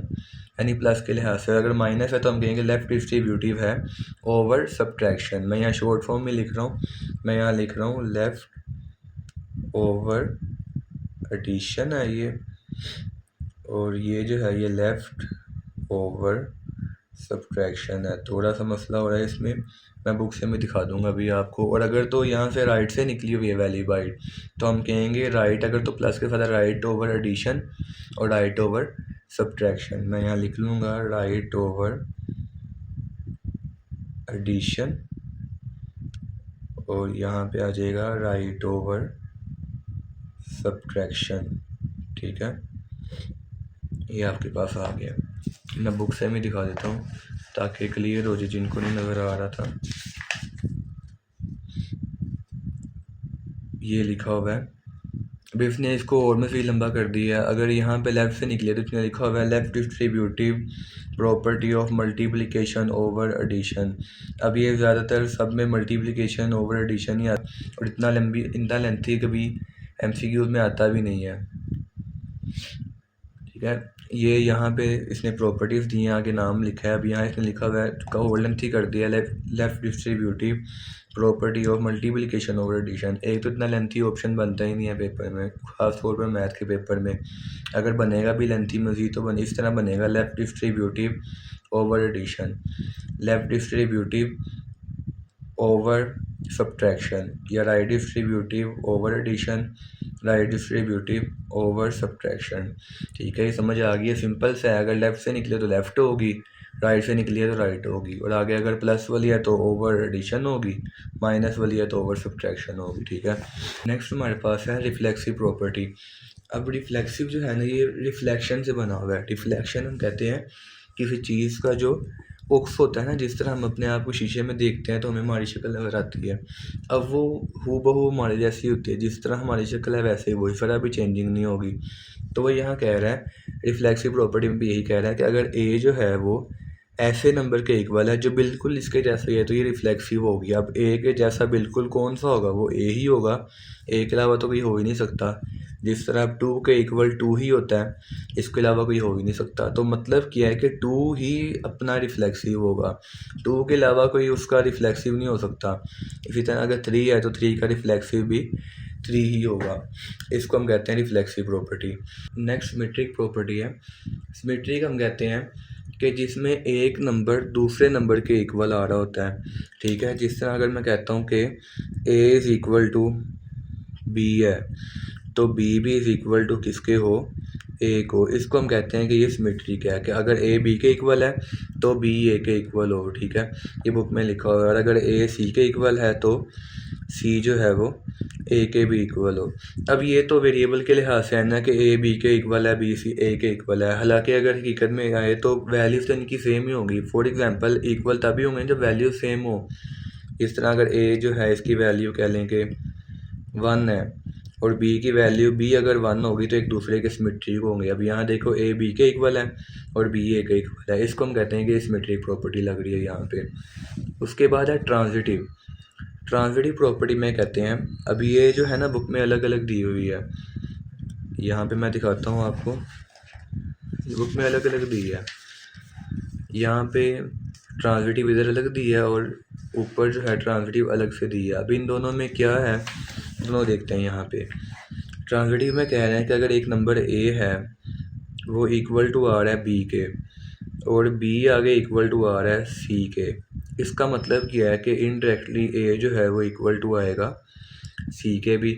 ज़ाहिर बात है, अगर a जो है फॉर एग्जांपल से चलते हैं, अगर a की वैल्यू 2 है और b की वैल्यू भी 2 ही है और c की वैल्यू भी 2 ही होगी।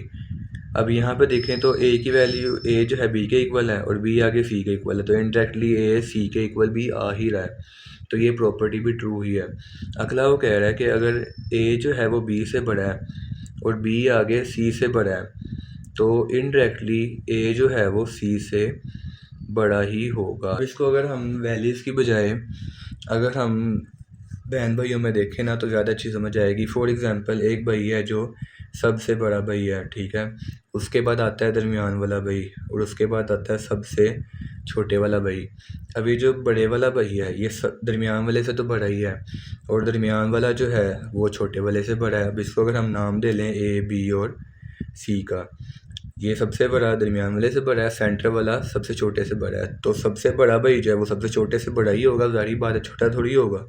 तो ये आपका यहाँ पे प्रॉपर्टी प्रूफ होती है कि तीन वैल्यूज़ में से जो अगर एक बड़ी है दूसरे से, दूसरी बड़ी है तीसरी से, तो पहले भी इनडायरेक्टली बड़ी होगी तीसरी से। अब आगे उल्टी है, इसकी छोटी बारी आ गई है। अगर ए छोटा है बी से और बी छोटा है सी से, तो इनडायरेक्टली ए जो है वो छोटा ही होगा सी से। अब यहाँ पे उल्ट समझ लें कि अगर ये जो सी छोटा भाई यही मिडिल वाले से छोटा है, और सेंटर वाला जो है वो सबसे बड़े से छोटा है, तो इनडायरेक्टली जो सबसे छोटा है वो सबसे बड़े वाले से भी छोटा ही होगा। तो ये आपकी यहाँ ये भी प्रूफ हो रही है।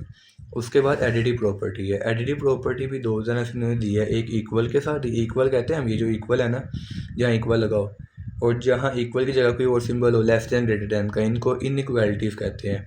अभी दोनों लिहाज से देखते हैं एडिशन एडिटिव प्रॉपर्टी को। अब एडिटिव तो नाम से जाहिर है कि यहाँ कुछ ना कुछ ऐड ही होगा। तो वो कह रहा है कि अगर आपके पास दो वैल्यूज़ हैं, इनमें से एक का नाम ए है और दूसरे का नाम जो है वो बी है, ठीक है।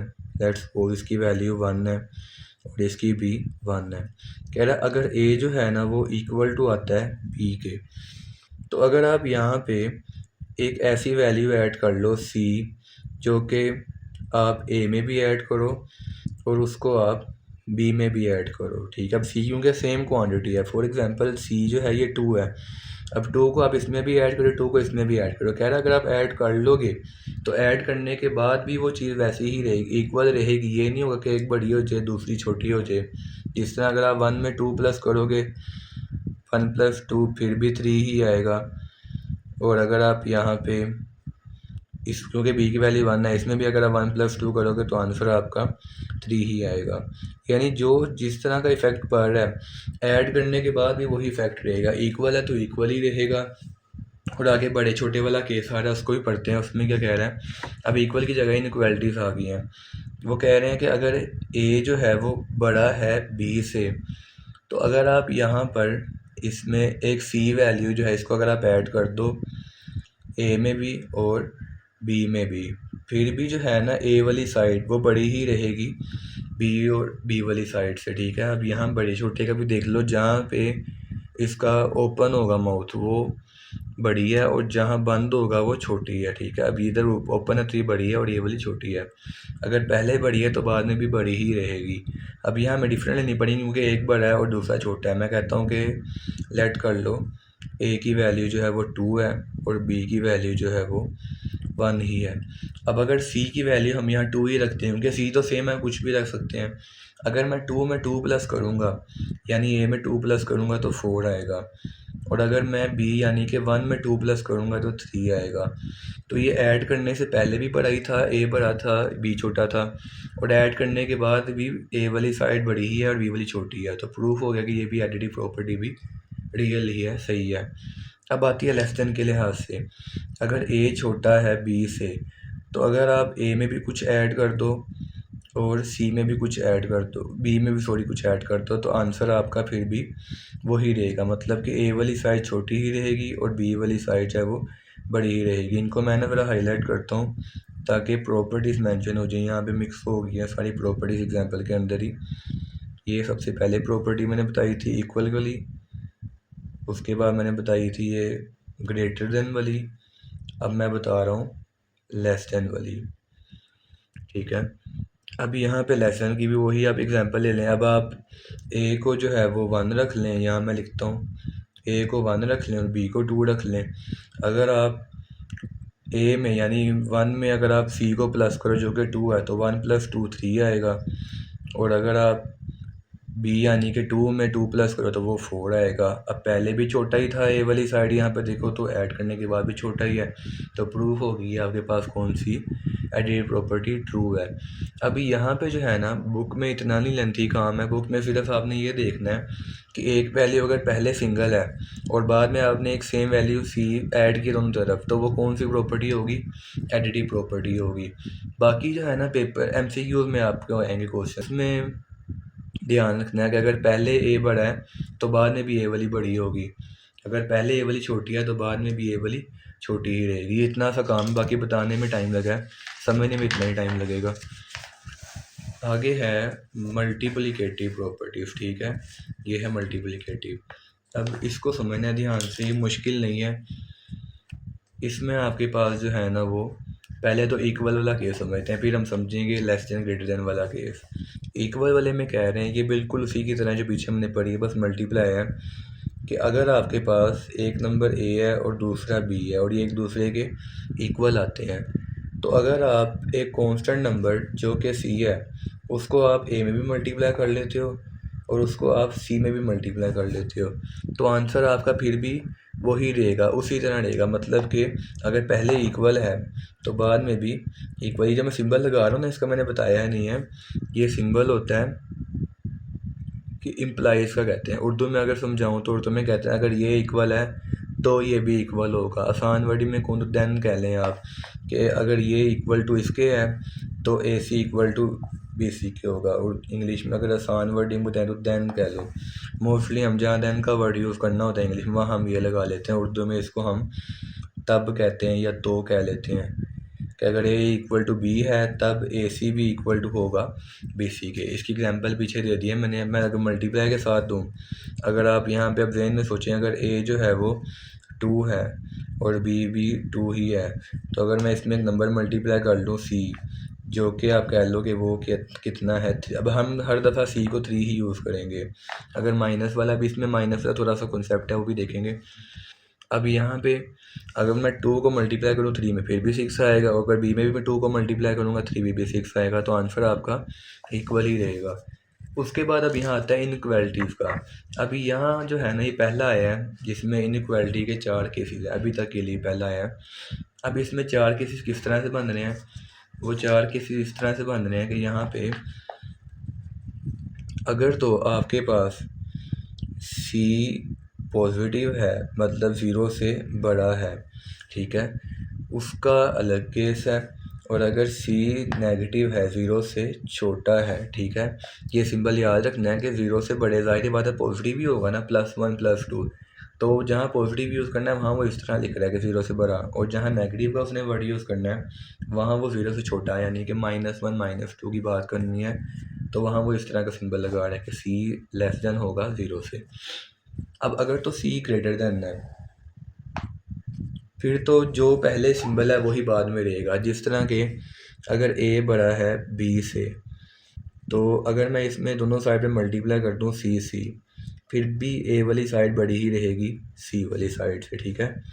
और अगर मैं यहाँ पे दूसरी एग्जांपल देता हूँ, यहाँ मैं एग्जांपल की लाइन छोड़ रहा हूँ, मैं अब आगे लेसन का लिख रहा हूँ कि अगर ए छोटा है बी से तो ए सी भी छोटा ही होगा बी सी से, ठीक है। एग्जांपल यहाँ लेते हैं। फॉर एग्जांपल अगर ए जो है वो 2 है और बी क्योंकि छोटा है तो हम इसको 1 लेते हैं, तो अगर मैं इसमें सी को मल्टीप्लाई कर दूँ जो कि 3 यहाँ पे लिया हुआ है, तो 2 3 दा 6 हो जाएगा और 1 3 दा 3 हो जाएगा। 6 बड़ा आ रहा है 3 से, तो ये ट्रू हो गया। अगर पहले बड़ा है तो बाद में भी बड़ा ही रहा है। तो अगर हम अब ए को छोटा ले लें, मैं ए को 1 लेता हूँ, इसको 2 लेता हूँ, तो अगर मैं ए को सी में मल्टीप्लाई करूँ 1 3 दा भी कितना होगा 3 और 2 3 दा हो जाएगा 6, तो बाकी पहले भी छोटी थी ए वाली साइड, बाद में भी छोटी ही रही है।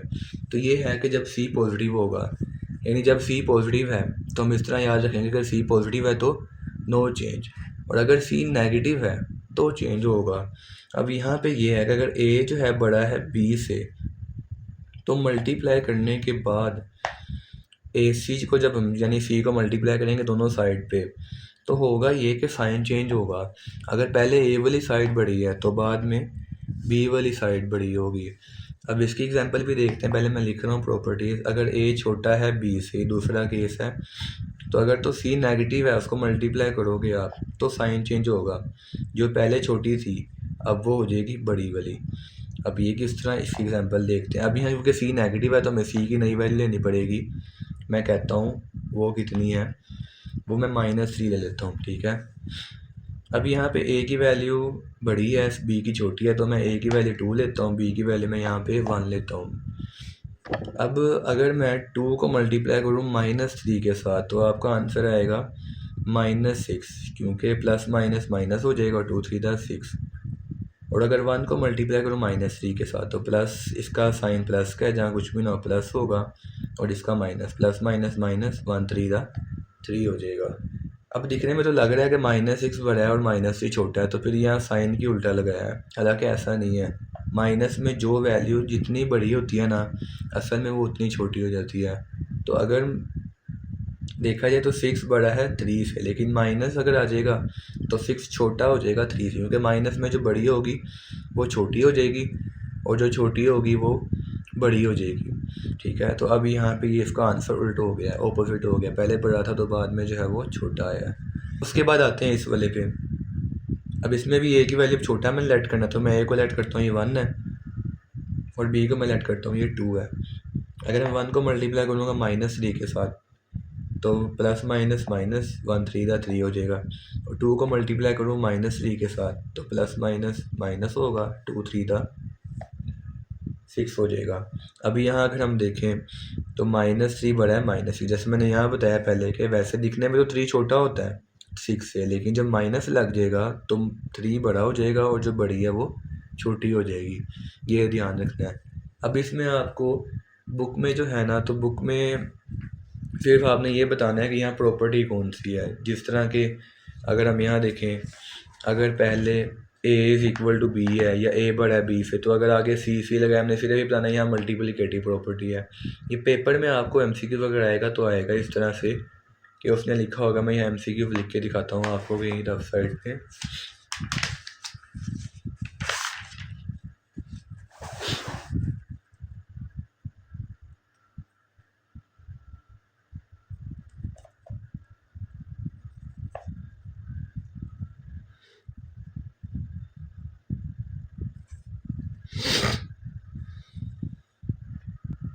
ये मैंने बनाया MCQ इस तरह से आएगा कि उसने लिखा होगा अगर a जो है वो बड़ा है b से और आगे c भी बड़ा है 0 से, मतलब c पॉजिटिव है, देन बताओ कि AC जो है वो क्या होगा, AC छोटा होगा BC से, AC इक्वल होगा BC के, या AC बड़ा होगा BC से। हमने देखना है, हमने कहा था अभी यहाँ पे आपको मैंने कि अगर तो C बड़ा पॉजिटिव है इसका मतलब क्या है कि नो चेंज, और अगर छोटा है तो इसका मतलब होगा चेंज आपके पास आना है।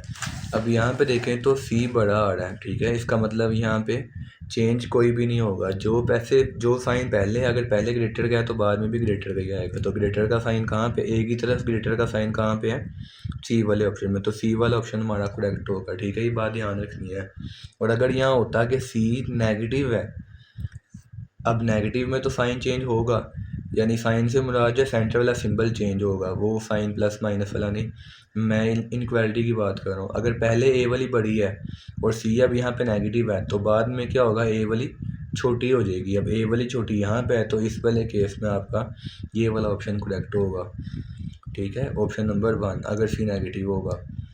अच्छा, अब आगे चलते हैं हम आगे। नेक्स्ट मैंने वैसे यहाँ कैंसिलेशन की बनाई है, पर मैं पहले डिवीजन समझाना चाह रहा हूँ क्योंकि डिवीजन और मल्टीप्लिकेशन काफ़ी हद तक सेम है। अब यहाँ पे क्या होगा डिवीजन वाली में, इसमें भी उसकी तरह दो केस हैं। एक तो है कि जिसमें सी पॉजिटिव होगा और एक है जिसमें सी नेगेटिव होगा, एक है जिसमें सी नेगेटिव होगा, यानी 0 से छोटा होगा। अब यहाँ पे क्या है, कह रहे हैं कि अगर दो नंबर इक्वल हैं जिस तरह ए और बी, और अगर आप यहाँ पे सी को भी एक नंबर के साथ डिवाइड करते हो, यानी सॉरी ए को भी एक नंबर कांस्टेंट के साथ डिवाइड करते हो, और उसी नंबर के साथ आप बी को भी डिवाइड करते हो, तो अगर तो वो पहले इक्वल हैं तो बाद में भी वो इक्वल ही रहेंगे। इसकी एग्जांपल पहले देख लेते हैं इक्वल वालों की। ये मैंने गलती से यहाँ लगा दिया पॉजिटिव वाले में, क्योंकि इक्वल जो है ना, इस पर पॉजिटिव नेगेटिव का इफेक्ट नहीं पड़ता, ये सिर्फ पड़ता है उस पर इनइक्वालिटीज़ वाले पे। अब इक्वल में चाहे प्लस हो चाहे माइनस का सी हो, आंसर तो इक्वल ही आएगा। जिस तरह के मैं इसको यहाँ से रेस करता हूँ, बाद में लगाऊंगा, नीचे लगा लेता हूँ मैं यहाँ पे, सिर्फ ना अभी इसको ऐसे ही प्रूफ करता हूँ। फॉर एग्जांपल ए जो है वो कह लेते हैं कि हम यहाँ पे 10 लेट करते हैं और बी को भी हम यहाँ पे 10 लेट करते हैं, सही है। और सी को मैं यहाँ पे लेट करता हूँ कि ये 2 है। मैं अब इसको प्लस के साथ भी करवाऊँगा, माइनस के साथ भी। इक्वल पे सी का चाहे प्लस हो माइनस हो इफ़ेक्ट नहीं पड़ता। सेम यहाँ पे मल्टीप्लाई में मैंने जब आपको ये करवाया है ना इक्वल वाला केस, उस वाले में मैंने सी को ध्यान में नहीं दिया कि प्लस में माइनस में है, क्योंकि इसमें आंसर आपका इक्वल ही आना है। इनइक्वालिटीज़ में फ़र्क पड़ता है सिर्फ। अब यहाँ पे देखते हैं, अगर तो मैं यहाँ पे इसको पहले +2 के साथ डिवाइड करूँ तो 10 को अगर मैं 2 के साथ डिवाइड करूँ तो आंसर इसका आएगा 5 आंसर आ जाएगा।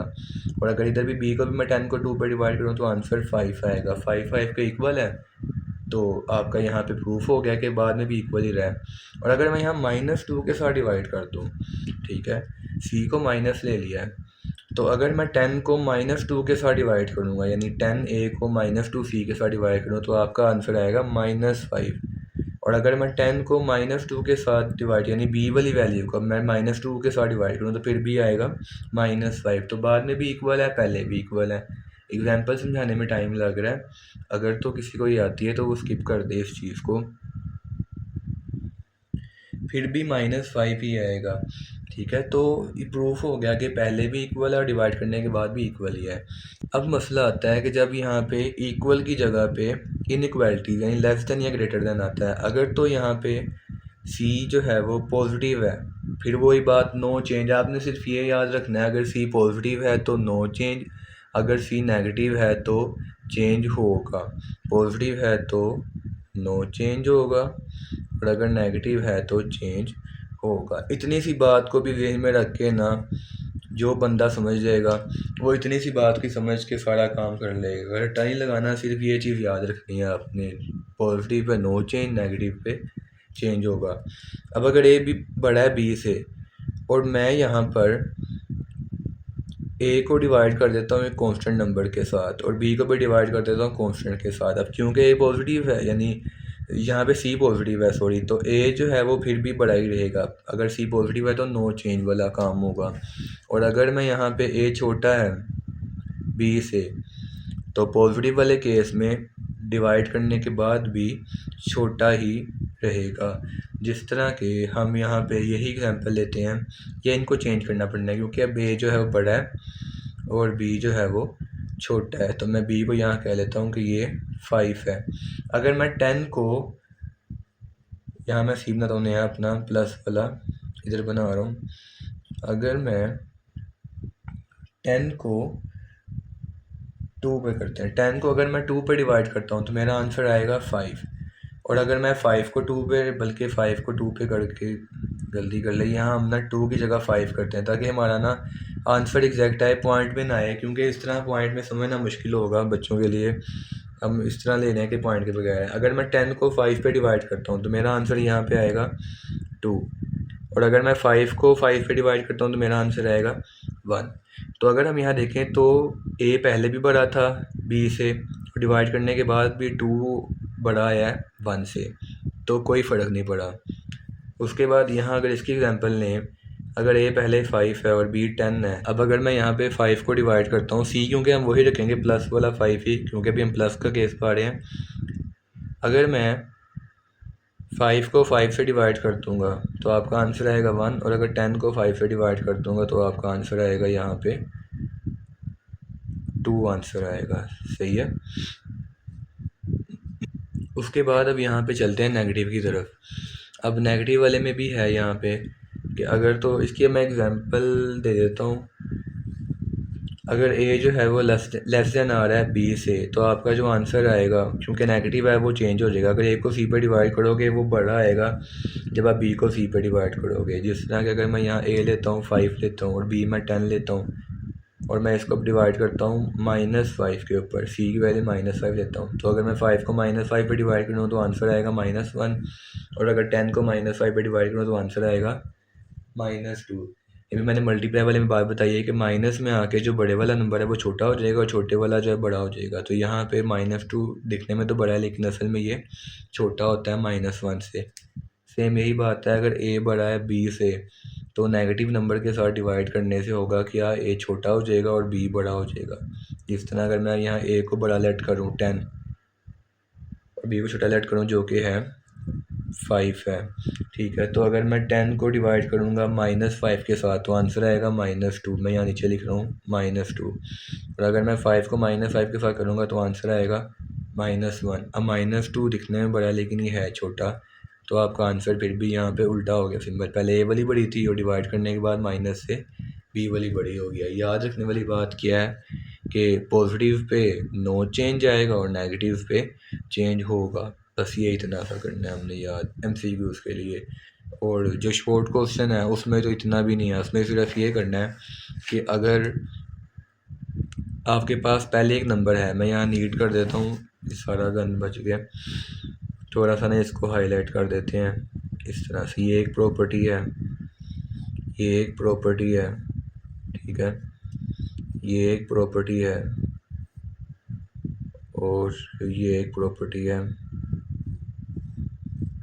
और एक हमारे पास ये प्रॉपर्टी है जो कि इक्वल के लिहाज से है, ठीक है। इक्वल में तो नो चेंज है ना, चाहे प्लस हो चाहे माइनस हो, और पॉजिटिव में भी नो चेंज है। चेंज कहाँ आएगा? सिर्फ नेगेटिव में, ये याद रखना है। और बुक में जो आपकी है ना वो तो इतना आसान है, सिर्फ उसमें तो ए और बी लिखा हुआ है और यहाँ अगर तो कुछ डिवाइड हो रहा है तो हमने बताया ना ये डिवीजन प्रॉपर्टी है। और अगर कुछ यहाँ पे इस तरह मल्टीप्लाई हो रहा है तो हम बता देंगे मल्टीप्लाई की प्रॉपर्टी है। और अगर कुछ यहाँ पे इस तरह ऐड हो रहा है, जिस तरह यहाँ पे देखें तो इसमें सी ऐड हो रहा है, तो हम कह देंगे ये एडिटिव प्रॉपर्टी है। बुक में तो इतना सा काम है बस, बाकी जो मैंने बताया है ना वो MCQs के लिहाज से है। अब हम यहाँ बाकी प्रॉपर्टीज़ पढ़ते हैं, बाकी छोटी छोटी आसान सी हैं जो क्लियर करें फटाफट। फिर क्वेश्चन पे चलते हैं। कैंसलेशन प्रॉपर्टी जो है ना, नाम से जाहिर है कि इसमें हम कैंसिल करेंगे किसी चीज़ को। अब फॉर एग्जांपल आपके पास यहाँ पे इन्होंने इक्वल के साथ ही बताई है तो हम भी इक्वल के साथ चलते हैं, लंबे चौड़े काम में नहीं पढ़ते। अगर a + c है वो इक्वल टू आ रहा है b + c के, तो अगर आप यहाँ पे c को ख़त्म कर भी दोगे तो आपका आंसर फिर भी क्या रहेगा? a और b आपस में इक्वल ही रहेंगे। ये असल में एक्चुअली ऑपोजिट है एडिटिव प्रॉपर्टी का। एडिटिव में था ना कि अगर a b इक्वल हैं तो प्लस करने के बाद भी कुछ ना कुछ सेम जो होगा उसको इक्वल ही रहेंगे। ये उसका ऑपोजिट है कि अगर a + c और b + c इक्वल हैं तो अगर आप कांस्टेंट नंबर को माइनस भी कर दोगे तो आपका आंसर क्या रहेगा? इक्वल ही रहेगा। इसको आपने ऐसे ही याद रखना है, इसमें कोई लंबा चौड़ा काम नहीं है, मैं एग्जांपल के बगैर ही चल रहा हूँ। अब अगर a × c है और b × c है तो इक्वल हैं ये आपस में। अगर मैं यहाँ से c को कैंसिल कर भी दूंगा, ये मैथ का रूल भी होता है कि इक्वल के आमने सामने आप कैंसिल कर सकते हो सेम वैल्यूज़ को, तो फिर भी क्या होगा?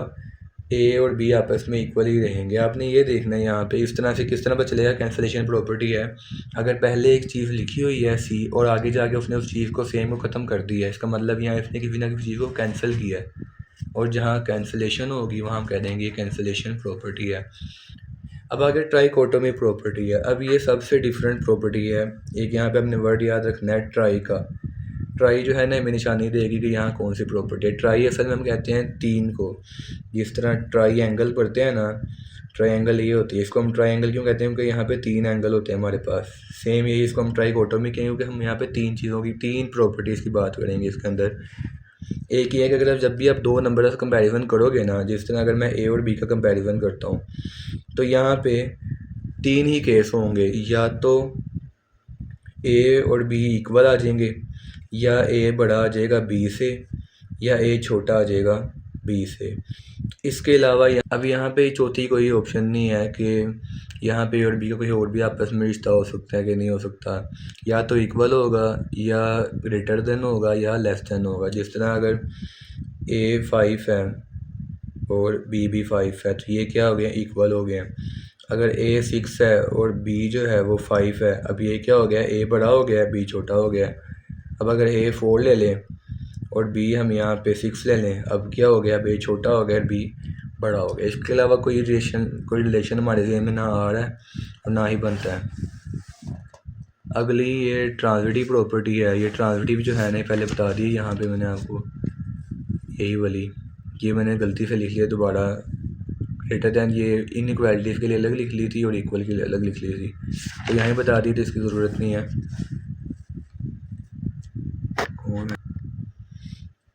अगली जो है रेसिप्रोकल प्रॉपर्टी है। रेसिप्रोकल मैंने पहले शुरू में बताया था यहाँ इन्वर्स वाली प्रॉपर्टी में कि रेसिप्रोकल क्या होता है, किसी भी वैल्यू का ऑपोजिट, नीचे वाली वैल्यू ऊपर और ऊपर वाली वैल्यू नीचे हो जाती है। अब यहाँ वो कह रहे हैं कि जब आप किसी चीज़ का रेसिप्रोकल लोगे ना तो उसका सिंबल उल्टा हो जाएगा हमेशा। जिस तरह के अगर ए जो है वो बी से बड़ी है, ठीक है, अगर ए बी से बड़ी आ रही है तो इसका रेसिप्रोकल जो होगा ना उसमें ए छोटा हो जाएगा और बी जो है वो बड़ा हो जाएगा। सेम अगर आपके पास ए छोटा आ रहा है बी से तो रेसिप्रोकल लेने के बाद ए बड़ा हो जाएगा और बी जो है वो छोटा हो जाएगा। अब ये क्या बात है, इसको भी देखते हैं। अगर ए 5 है और बी यहाँ पे कह लेते हैं कि हम 4 है, ए बड़ा है बी छोटा है। अगर मैं 5 को भी डिवाइड करूँगा 1 पे और 4 को भी डिवाइड करूँगा 1 पे तो 1/5 का आंसर आएगा 0.2 आपके पास आंसर आएगा।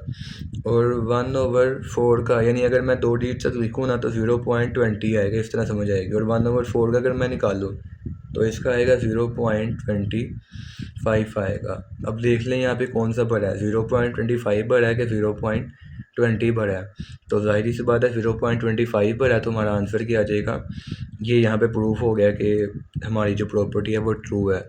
दूसरा आप ये देख सकते हो कि अगर एक वैल्यू बड़ी है ना तो और दूसरी वाली छोटी है तो फ्रैक्शन के नीचे आके वो उल्ट हो जाती है। जिस तरह माइनस में नहीं सारा कुछ उल्ट होता है कि बड़ी छोटी छोटी बड़ी, इसी तरह यहाँ पे नीचे आके बड़ी छोटी हो जाएगी और छोटी बड़ी हो जाएगी। जनरल बात भी याद कर लेते हैं। सेम यहाँ भी अगर पहले छोटी है तो फ्रैक्शन के नीचे आके बड़ी हो जाएगी, अगर पहले बड़ी तो नीचे आके छोटी हो जाएगी। उसने वही किया कि फ्रैक्शन के नीचे ला के इस वाली को बड़ा कर दिया और इस वाली को छोटा कर दिया।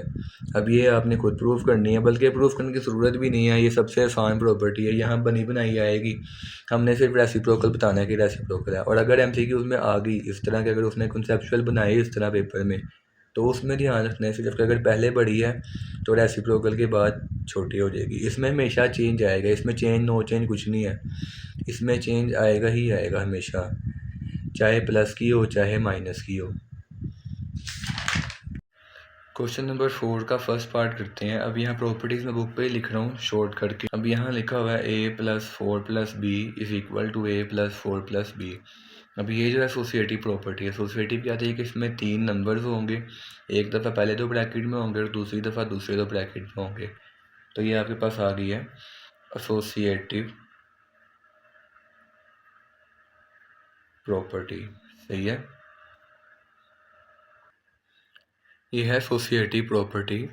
इसको ना ज़रा शॉर्ट करता हूँ मैं ताकि लिखा जाए, बाकी लॉन्ग करके तो आप लिख सकते हैं।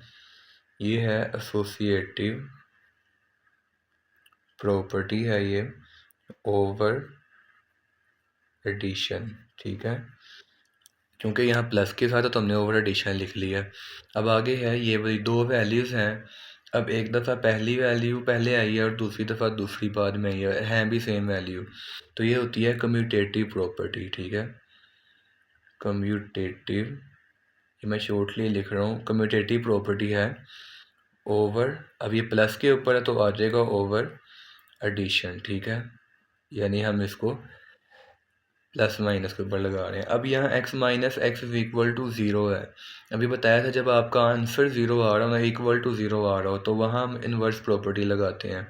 और जहाँ 0 प्लस हो, जिस तरह के यहाँ पे हो रहा है, तो यहाँ हम आइडेंटिटी प्रॉपर्टी लगाते हैं।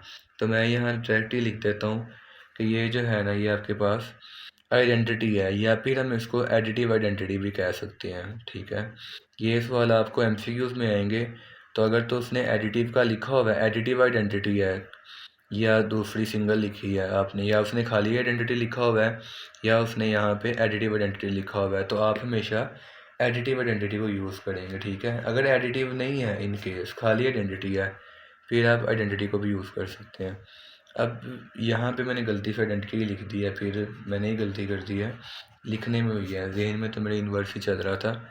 अगर आंसर 0 आएगा तो इन्वर्स होगा, और अगर आप 0 को प्लस कर रहे हो तो आइडेंटिटी है, तो हम यहाँ लिख लेंगे एडिटिव आइडेंटिटी, ठीक है।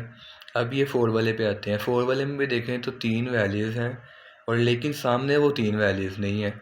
अगर सामने वही 3 वैल्यूज़ हों फिर वो एसोसिएटिव आ जाएगी, मतलब उसी अरेंजमेंट से हो तो फिर वो एसोसिएटिव आएगी। अब यहाँ पे पता चल रहा है कि ये कौन सी है, डिस्ट्रीब्यूटिव बन रही है, क्योंकि डिस्ट्रीब्यूटिव में होता है कि हम पहले एक दफ़ा लिखते हैं, आगे हम बाहरी वाली को अंदर वाली के साथ मल्टीप्लाई करवाते हैं। जिस तरह ए बी हो जाएगा प्लस वैसे ही आएगा और ए सी ऐसे हो जाएगा, तो ये डिस्ट्रीब्यूटिव है। अब डिस्ट्रीब्यूटिव कौन सी है ये देखेंगे हम यहाँ पे। पहले तो हम देखेंगे प्लस है तो ओवर एडिशन आएगा, तो पता चल गया है। अब वेरिएबल जो बाहर है या वैल्यू जो बाहर है वो कहाँ पे है, वो लेफ़्ट में है कि राइट में है, तो वैल्यू हमारी लेफ़्ट में नज़र आ रही है, तो हम कहेंगे ये लेफ़्ट डिस्ट्रीब्यूटिव है ओवर एडिशन। तो हम यहाँ लिख लेंगे, मैं यहाँ लिखता हूँ लेफ़्ट, ठीक है। लेफ़्ट डिस्ट्रीब्यूटिव जो है ना, ये एक तो पेंसिल से लिख रहा हूँ ना, सही नज़र भी नहीं आ रहा, बस आपने आवाज़ सुननी है ताकि क्लियर हो, मैं बोल के आ रहा हूँ। लेफ़्ट डिस्ट्रीब्यूटिव है ये ओवर एडिशन, ठीक है। ओवर आ जाएगा यहाँ पे ये एडिशन पे। उसके बाद ये 5 वाला मैंने करवा दिया था साथ ही। अब 6 वाले में देखो तो अब यहाँ 1 मल्टीप्लाई हो रहा है। अभी भी इन्वर्स और आइडेंटिटी में फ़र्क याद रख लें 1 वाले में, कि अगर 1 आंसर में आ रहा है तो इन्वर्स है, अगर 1 मल्टीप्लाई हो रहा है तो ये आइडेंटिटी है, ठीक है। अब 1 वाली भी याद रख लें कि अगर 1 जो है वो आंसर में आ रहा है तो वो इन्वर्स है, और अगर 1 मल्टीप्लाई हो रहा है तो वो आइडेंटिटी है, ठीक है। तो हम यहाँ लिखेंगे 1 जो है आइडेंटिटी है, और अगर आएगा साथ किस लिहाज से है, एडिशन के या मल्टीप्लिकेशन के, मतलब एमसीक्यूज़ में है ना, क्या बताओ एडिटिव आइडेंटिटी है या मल्टीप्लिकेटिव है, तो यहाँ मल्टीप्लाई का साइन है तो मल्टीप्लिकेटिव ही होगी, तो हम लिखते हैं मल्टीप्लिकेटिव आइडेंटिटी। अब यहाँ पे देखें तो ये एसोसिएटिव बन रही है, क्योंकि यहाँ पे 3 वैल्यूज़ हैं और आगे भी वही 3 वैल्यू उसी ऑर्डर में और उसी साइन के साथ हैं, ठीक है। ये भी बल्कि एक निशानी है एसोसिएटिव और इसकी डिस्ट्रीब्यूटिव की, कि एसोसिएटिव की हर वैल्यू में सेम साइन होगा। प्लस है तो सारे प्लस के होंगे, मल्टीप्लाई है तो सारे मल्टीप्लाई के होंगे, लेकिन डिस्ट्रीब्यूटिव में डिफरेंट होंगे, मल्टीप्लाई और प्लस मिक्स होते हैं इसमें, ठीक है, या मल्टीप्लाई और माइनस मिक्स होते हैं। ये भी निशानी है, आप कह लो 3 तरह की वैल्यूज जो आएंगी ना जहाँ पे भी, वो 2 ही होती हैं, या एसोसिएटिव होती हैं या डिस्ट्रीब्यूटिव। अगर तो सेम साइन है तो एसोसिएटिव है, और अगर डिफरेंट साइन है, पहले मल्टीप्लाई है फिर प्लस है, तो वो आ जाएगी इसमें डिस्ट्रीब्यूटिव में। तो ये सेम साइन है यहाँ पे और 3 वैल्यूज़ हैं, तो ये आपके पास आ जाएगी एसोसिएटिव। किसके लिहाज से मल्टीप्लाई है ना, तो यहाँ आ जाएगा एसोसिएटिव ओवर मल्टीप्लिकेशन, ठीक है। अब आगे a b is equal to b. अब 2 वैल्यूज़ हैं, एक दफ़ा पहली पहले और एक दफ़ा दूसरी वैल्यू, और आपस में मल्टीप्लाई हो रही है, तो ये आती है कम्यूटेटिव। 2 वैल्यूज़ वाली कम्यूटेटिव होती है, और अगर वो मल्टीप्लाई के ऊपर आ रही है तो हम कहेंगे कम्यूटेटिव है ओवर, आ जाएगा ये ओवर। अगर तो ये मल्टीप्लाई के लिहाज से आ जाएगा कम्यूटेटिव ओवर मल्टीप्लिकेशन, ठीक है। ये आपके यहाँ तक हो गया। अब अगला 5th वाला है। 5th वाले में भी उन्हीं प्रॉपर्टीज़ में से कुछ लगेंगी। पहले वाला जो कह रहा है ना, इसमें कह रहा है कि -3 लेस देन है -1 से, तो आप बताओ अगर अगले ही केस में 0 लेस देन और 2 से, मतलब कि माइनस उन्हें कुछ इस तरह करें कि लेफ़्ट साइड पे 0 बन जाए और राइट साइड पे 2 बन जाए, तो कह रहा है कि बताओ भी क्या करने से ये चीज़ बनी है, इसमें हमने ये बताना है, ठीक है। अब देखो अगर मैं -3 में क्या प्लस करूं, पहली बात तो बताओ 0 आएगा, तो वो है +3, इसका उल्ट जो है, क्योंकि उसके अलावा तो 0 नहीं आएगा। अगर मैं -3 में +3 ऐड कर दूं तो इसका आंसर क्या आएगा, 0 आएगा। और अगर मैं -1 में इसमें भी मैं +3 ऐड कर दूँ, क्योंकि -1 में 3 ऐड करूँगा तो 3 - 1 कितना हो जाएगा, 0 हो जाएगा। अब यहाँ मैं क्या कर रहा हूँ, सॉरी 3 - 1 2 होगा, 3 - 3 0 होगा और 3 - 1 2 होगा। अब मैं यहाँ पे एक सेम नंबर के साथ दोनों साइड्स पे ऐड कर रहा हूँ, और जब भी मैं एक सेम नंबर के साथ दोनों साइड पे ऐड करता हूँ तो वो अगर हम देखें तो वो यहाँ बनती है एडिटिव प्रॉपर्टी बनती है। ये रही यहाँ पे, जब हम कोई सेम नंबर ऐड करते हैं ना इस तरह सी को यहाँ भी और यहाँ भी, तो ये एडिटिव प्रॉपर्टी में आता है। तो यहाँ हम लिख लेंगे ये कौन सी आ रही है, एडिटिव प्रॉपर्टी, ठीक है। नेक्स्ट जो है हमारे पास a लेस देन बी है। वो कह रहा है अगर 1/a ग्रेटर देन 1/b हो। अब यहाँ उसने खुद साइन चेंज कर दिया, हमसे पूछा नहीं है, हमसे पूछेगा ही एमसीक्यूज में। यहाँ कह रहा है कि प्रॉपर्टी का नाम बताओ कौन सी है। तो प्रॉपर्टी ये है रेसिप्रोकल, जो हमने सबसे लास्ट में पढ़ी थी कि अगर तो एक नंबर है बड़ा है और दूसरा छोटा है, तो जब उनका रेसिप्रोकल लोगे तो पहला बड़ा हो जाएगा, छोटे वाला बड़ा हो जाएगा और बड़े वाला छोटा हो जाएगा। ये रेसिप्रोकल प्रॉपर्टी होती है। आगे यहाँ पे a b है, तो अगर a में भी कुछ ऐड कर दो, b में भी कुछ ऐड कर दो, तो ये कौन सी है? ये भी आपके पास एडिटिव प्रॉपर्टी ही है। देखा, हमने अलग अलग पढ़ी थी, लेकिन उसने सिर्फ नाम पूछा तो नाम सबका सेम ही आ रहा है, इसलिए मैंने इकट्ठी पढ़ा दी थी आपको कि आप एक बारी में ही सबको पढ़ लो, क्योंकि हमने यहाँ सिर्फ नाम लिखना होता है। बाकी MCQs में आती हैं चीज़ें कि बताओ साइन को, इसमें भी साइन का ही पूछेगा कि अगर आप बताओ कि यहाँ पे C प्लस का है तो साइन क्या होगा। प्लस वाले में जब आप C को ऐड करते हैं तब तो प्लस हो माइनस हो कोई फ़र्क नहीं पड़ता, फ़र्क पड़ता है जब यहाँ पे इनइक्वालिटीज़ बनती हैं इस तरह की। अब यहाँ देखिए, पहले तो लिखा हुआ है AC लेस देन BC, आगे लिखा हुआ है कि C बड़ा है 0 से, यानी C पॉजिटिव है, देन A लेस देन हो गया है B से। अब उसने जब C को यहाँ से ख़त्म किया है तो A छोटा हो गया B से। उसने हमें ये नहीं पूछा कि सिंबल बताओ कौन सा, सिर्फ ये पूछा कि बताओ यहाँ हो क्या रहा है।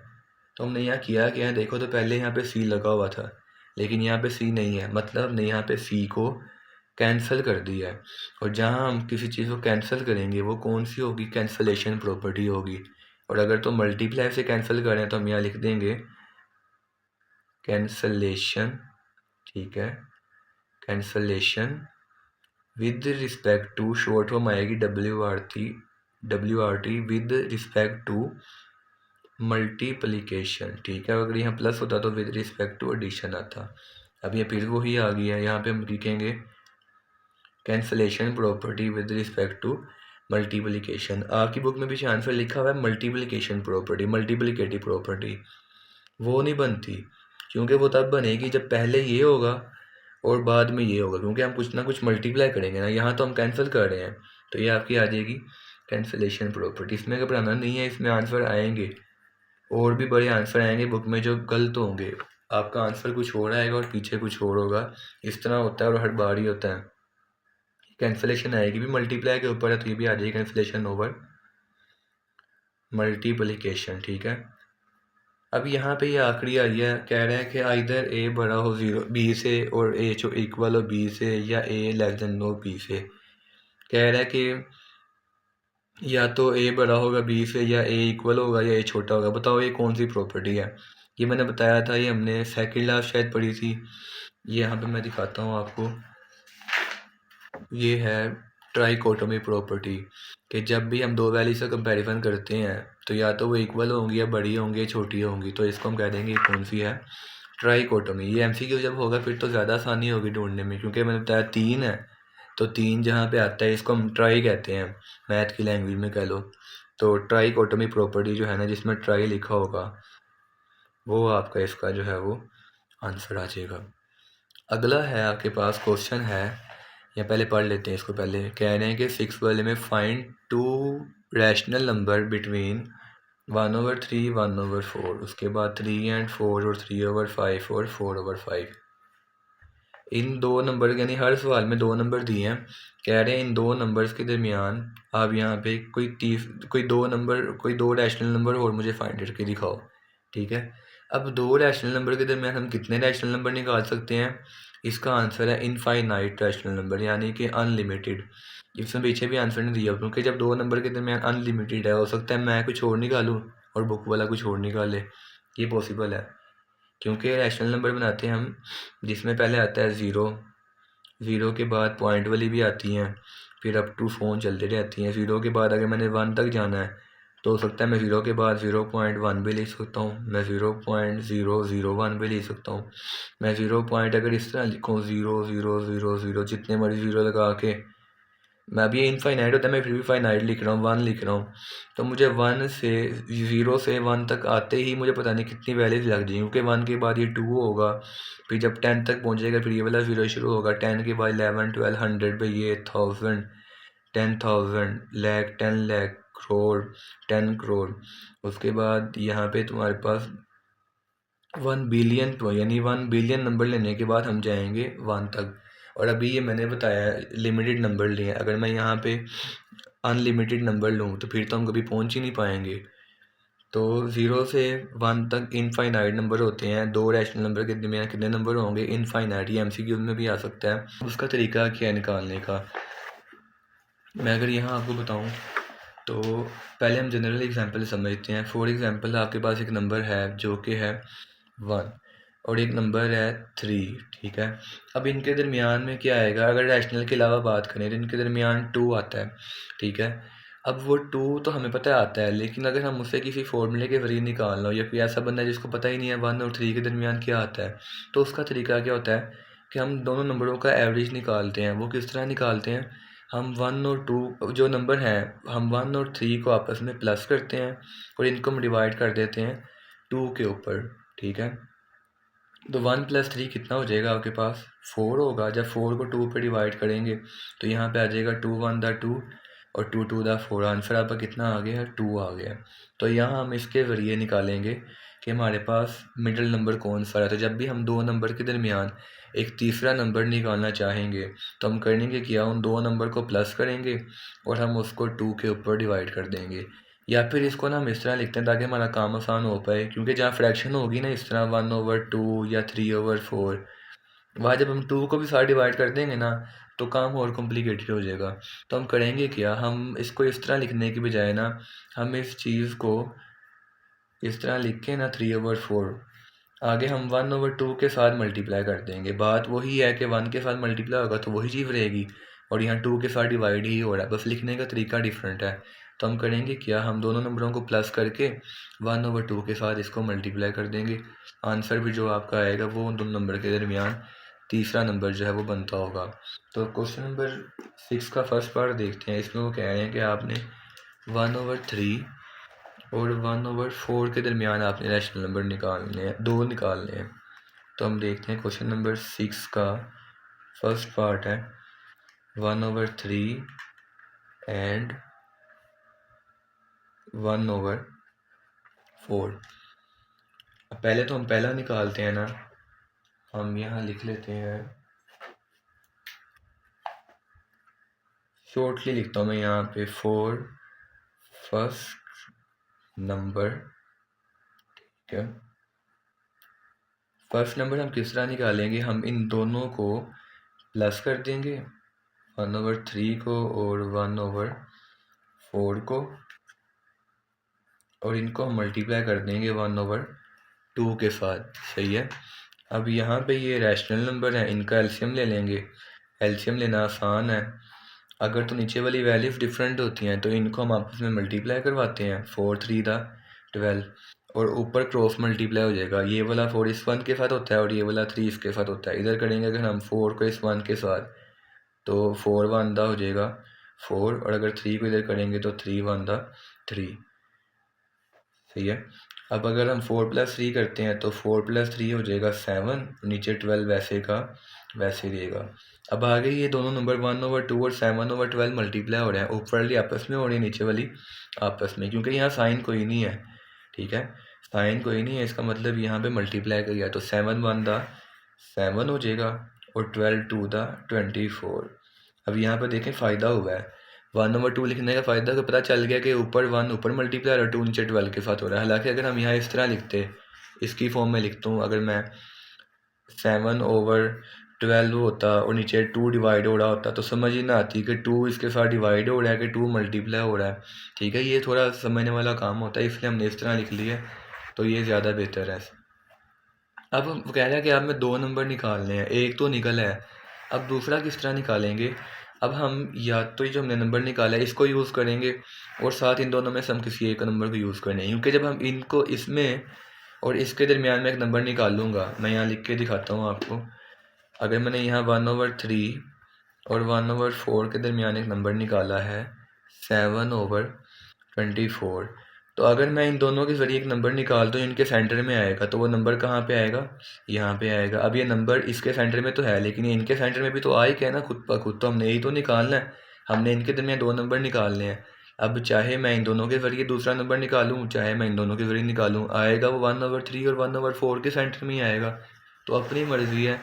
अब मैथ वाले जो होते हैं ना वो काम वो करते हैं कि जो काम आसान हो, हम यहाँ पे 1/3 को यूज़ करेंगे क्योंकि पता है 1/3 में 3 है, 3 को मल्टीप्लाई करना उसमें से आसान है क्योंकि उससे वैल्यूज़ छोटी आएंगी और 4 से वैल्यूज़ बड़ी आएंगी। तो हम यहाँ जो है वो 1/3 को यूज़ करेंगे ताकि हम जल्दी से जल्दी काम को कर पाएँ। अभी यहाँ पे हम लिखते हैं सिर्फ स्टार्टिंग में 4, सेकंड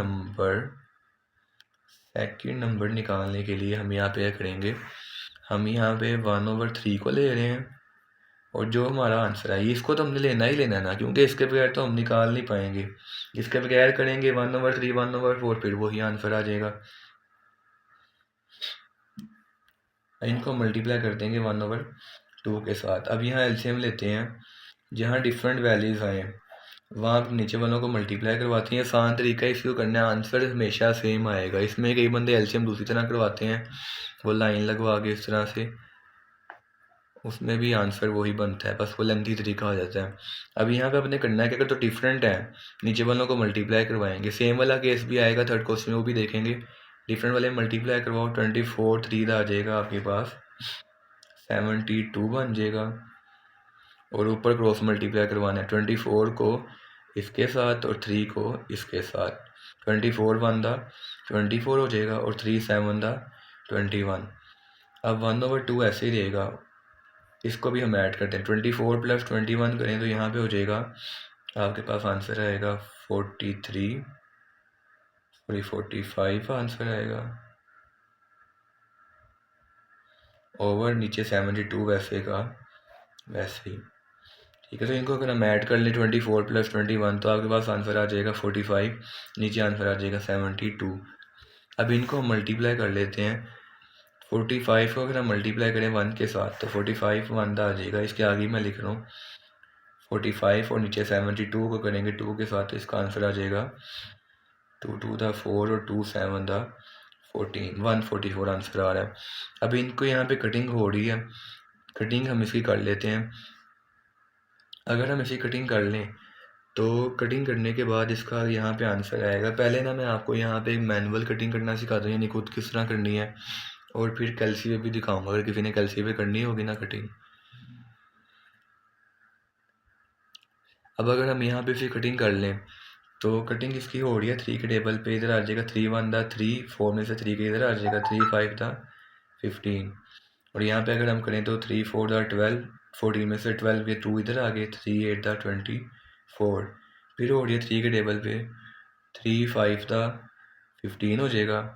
और यहाँ पे अगर हम करें तो 3 1 3, 4 में से 1 के किधर आ जाएगा 3 6 18। तो फाइनल जो आपका आंसर बन रहा है वो बन रहा है 5/16। तो 2 नंबर हमारे पास आ गए हैं, वो कौन कौन से आए हैं।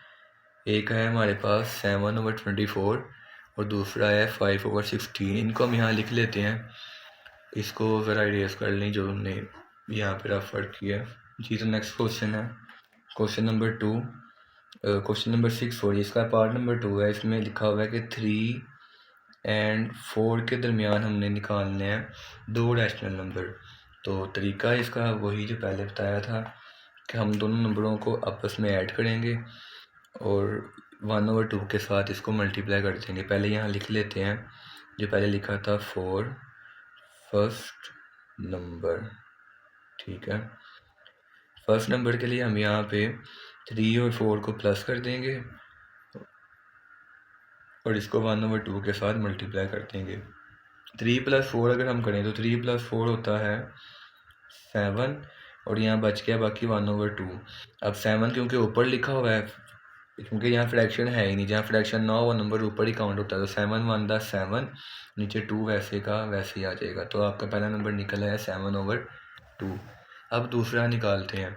दूसरा हम निकालेंगे फिर वही बात 7/2 को यूज़ करके और यहाँ से किसी एक नंबर को यूज़ करके। मैं यहाँ फिर स्मॉल वाला लेता हूँ, 3 को यूज़ करता हूँ। अब यहाँ पे हम लिखते हैं पहले 4, सेकंड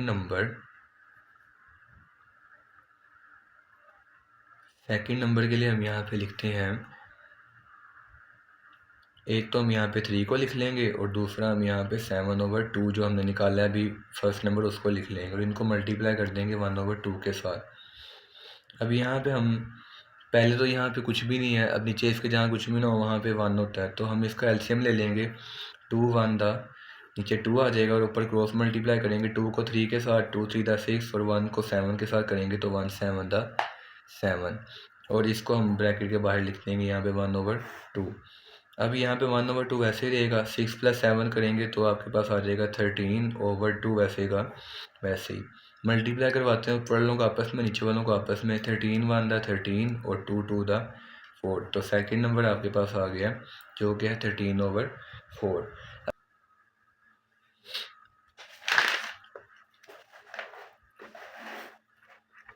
थर्ड क्वेश्चन है। थर्ड क्वेश्चन में इसने लिखा हुआ है कि आपने यहाँ पे, थर्ड में क्वेश्चन कही जा रहा हूँ बार बार, ये हालांकि पार्ट है, क्वेश्चन नंबर 6 का थर्ड पार्ट है। यहाँ पे 3/5 एंड आपने यहाँ पे 4/5, इसमें आपने 2 रैशनल नंबर निकालने हैं। अब नीचे यहाँ पे ना डिनोमिनेटर सेम आ गया। अब यहाँ आप देखेंगे कि अगर आपके पास सेम डिनोमिनेटर हो, नीचे वाली वैल्यू सेम हो, फिर हम एलसीएम किस तरह से लेते हैं ये भी देख लेते हैं। पहले हम यहाँ लिख लेंगे फॉर फर्स्ट नंबर, ठीक है। अब यहाँ फर्स्ट नंबर के लिए हम इधर पहले तो हम करते ही क्या है, फर्स्ट और सेकंड हो हम दोनों नंबर्स को प्लस करते हैं और इसको हम मल्टीप्लाई कर लेते हैं 1/2 के साथ। अब हम यहाँ पे करेंगे क्या, पहले मैं थोड़ा सा पीछे से दिखाऊं ताकि जब इकट्ठा देखेंगे तो थोड़ा सा क्लियर होगा डिफरेंस क्या है। पहले हम क्या करते हैं, यहाँ पे अगर तो डिफरेंट वैल्यूज़ होती हैं तो हम नीचे वालों को मल्टीप्लाई करते हैं और ऊपर क्रॉस मल्टीप्लाई करते हैं। जिस तरह 2 1 दा 1 को 2 के साथ किया 2 हो गया, और ऊपर क्रॉस मल्टीप्लाई 2 को इस वाले के साथ और 1 को दूसरे वाले के डिनोमिनेटर के साथ।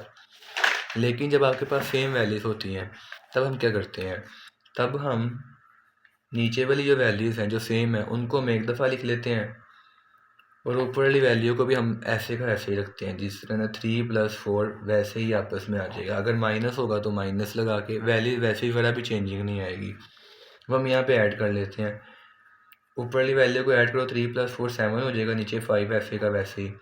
अब ऊपर वाली वैल्यूज़ को आपस में मल्टीप्लाई कर लेते, नीचे वालों को आपस में करते हैं, 7 1 दा 7 हो जाएगा और यहाँ पे 5 2 दा 10 हो जाएगा। तो एक नंबर आपके पास आ गया 7/10। अब दूसरा निकालने के लिए हम यहाँ लिख लेंगे 4 सेकंड नंबर, ठीक है। सेकंड के लिए हम एक तो इसको यूज़ करेंगे और एक हम यहाँ से यूज़ कर लेंगे। अब यहाँ से जो है हम यूज़ कर सकते हैं, जो आपकी मर्ज़ी हो उसको यूज़ कर सकते हैं, ठीक है। अगर तो आपको समझ आ रही है कौन सा छोटा है कौन सा बड़ा है तो आप उसको यूज़ कर सकते हैं। नहीं तो मैं जो है ना, अगर ज़ाहिरी तौर पे देखें तो 3/5 जो है इसी को यूज़ करते हैं हम। 3/5 में लिखा हुआ है, 3/5 को हम यहाँ पे ऐड करते हैं 7/10 के साथ और 1/2 के साथ इसको मल्टीप्लाई कर लेते हैं, ठीक है। अब इन दोनों को जब हम ऐड करेंगे तो अब नीचे वाली वैल्यू फिर से डिफरेंट हो गई है, तो हम उनको आपस में मल्टीप्लाई करवा देंगे। 10 5 दा 50 और ऊपर क्रॉस मल्टीप्लाई, 10 को 3 के साथ, 10 3 दा 30 और 5 को 7 के साथ, 5 7 दा 35। जब इनको हम ऐड करेंगे तो 30 + 35 जब हम करेंगे तो आ जाएगा 65/50 वैसे का वैसे ही। अब ये नज़र नहीं आया, देख लें दोबारा से, 30 और 35 को प्लस किया 65 हो गया, नीचे 50 वैसे का वैसे ही रहा। अब मल्टीप्लाई करते हैं, 65 को 1 के साथ करेंगे तो ये हो जाएगा 65 ही, और 50 को 2 के साथ करेंगे तो ये हो जाएगा 100, सही है। अब इनकी कटिंग कर लेते हैं, कटिंग हो रही है। यहाँ पे आ जाएगा 5 1 दा 5 और एक इधर आ जाएगा, बाकी 5 3 दा 15। अब यहाँ पे 100 है तो 100 में यहाँ पे कर लेंगे हम 5 2 दा 10 और 5 0 दा 0। तो आपका जो आंसर बन रहा है वो बन रहा है आपका 13/20, ठीक है। ये आपका आ गया सेकंड नंबर। यहाँ तक हमारी 1.1 कंप्लीट हो गई है। अब आपने ये करना है, आपने ये जो क्वेश्चन मैंने करवाए हैं ना, इनको आपने खुद एक दफ़ा लिखना है। क्योंकि जो चीज़ लिखी होती है ना वो कभी नहीं भूलती, और लिखने से प्रैक्टिस भी होती है। और जो मसला आता है प्लस माइनस का, वो मसले जो हैं वो आपके पहले प्रैक्टिस में सॉल्व हो जाएंगे, पेपर में गलती का चांस ही नहीं आएगा। तो आपने इसकी अब लाजमी अच्छे से तैयारी करनी है और टाइम बिल्कुल नहीं वेस्ट करना। अभी के लिए अल्लाह हाफिज़। अब इंशाल्लाह 1.2 की वीडियो में मिलेंगे।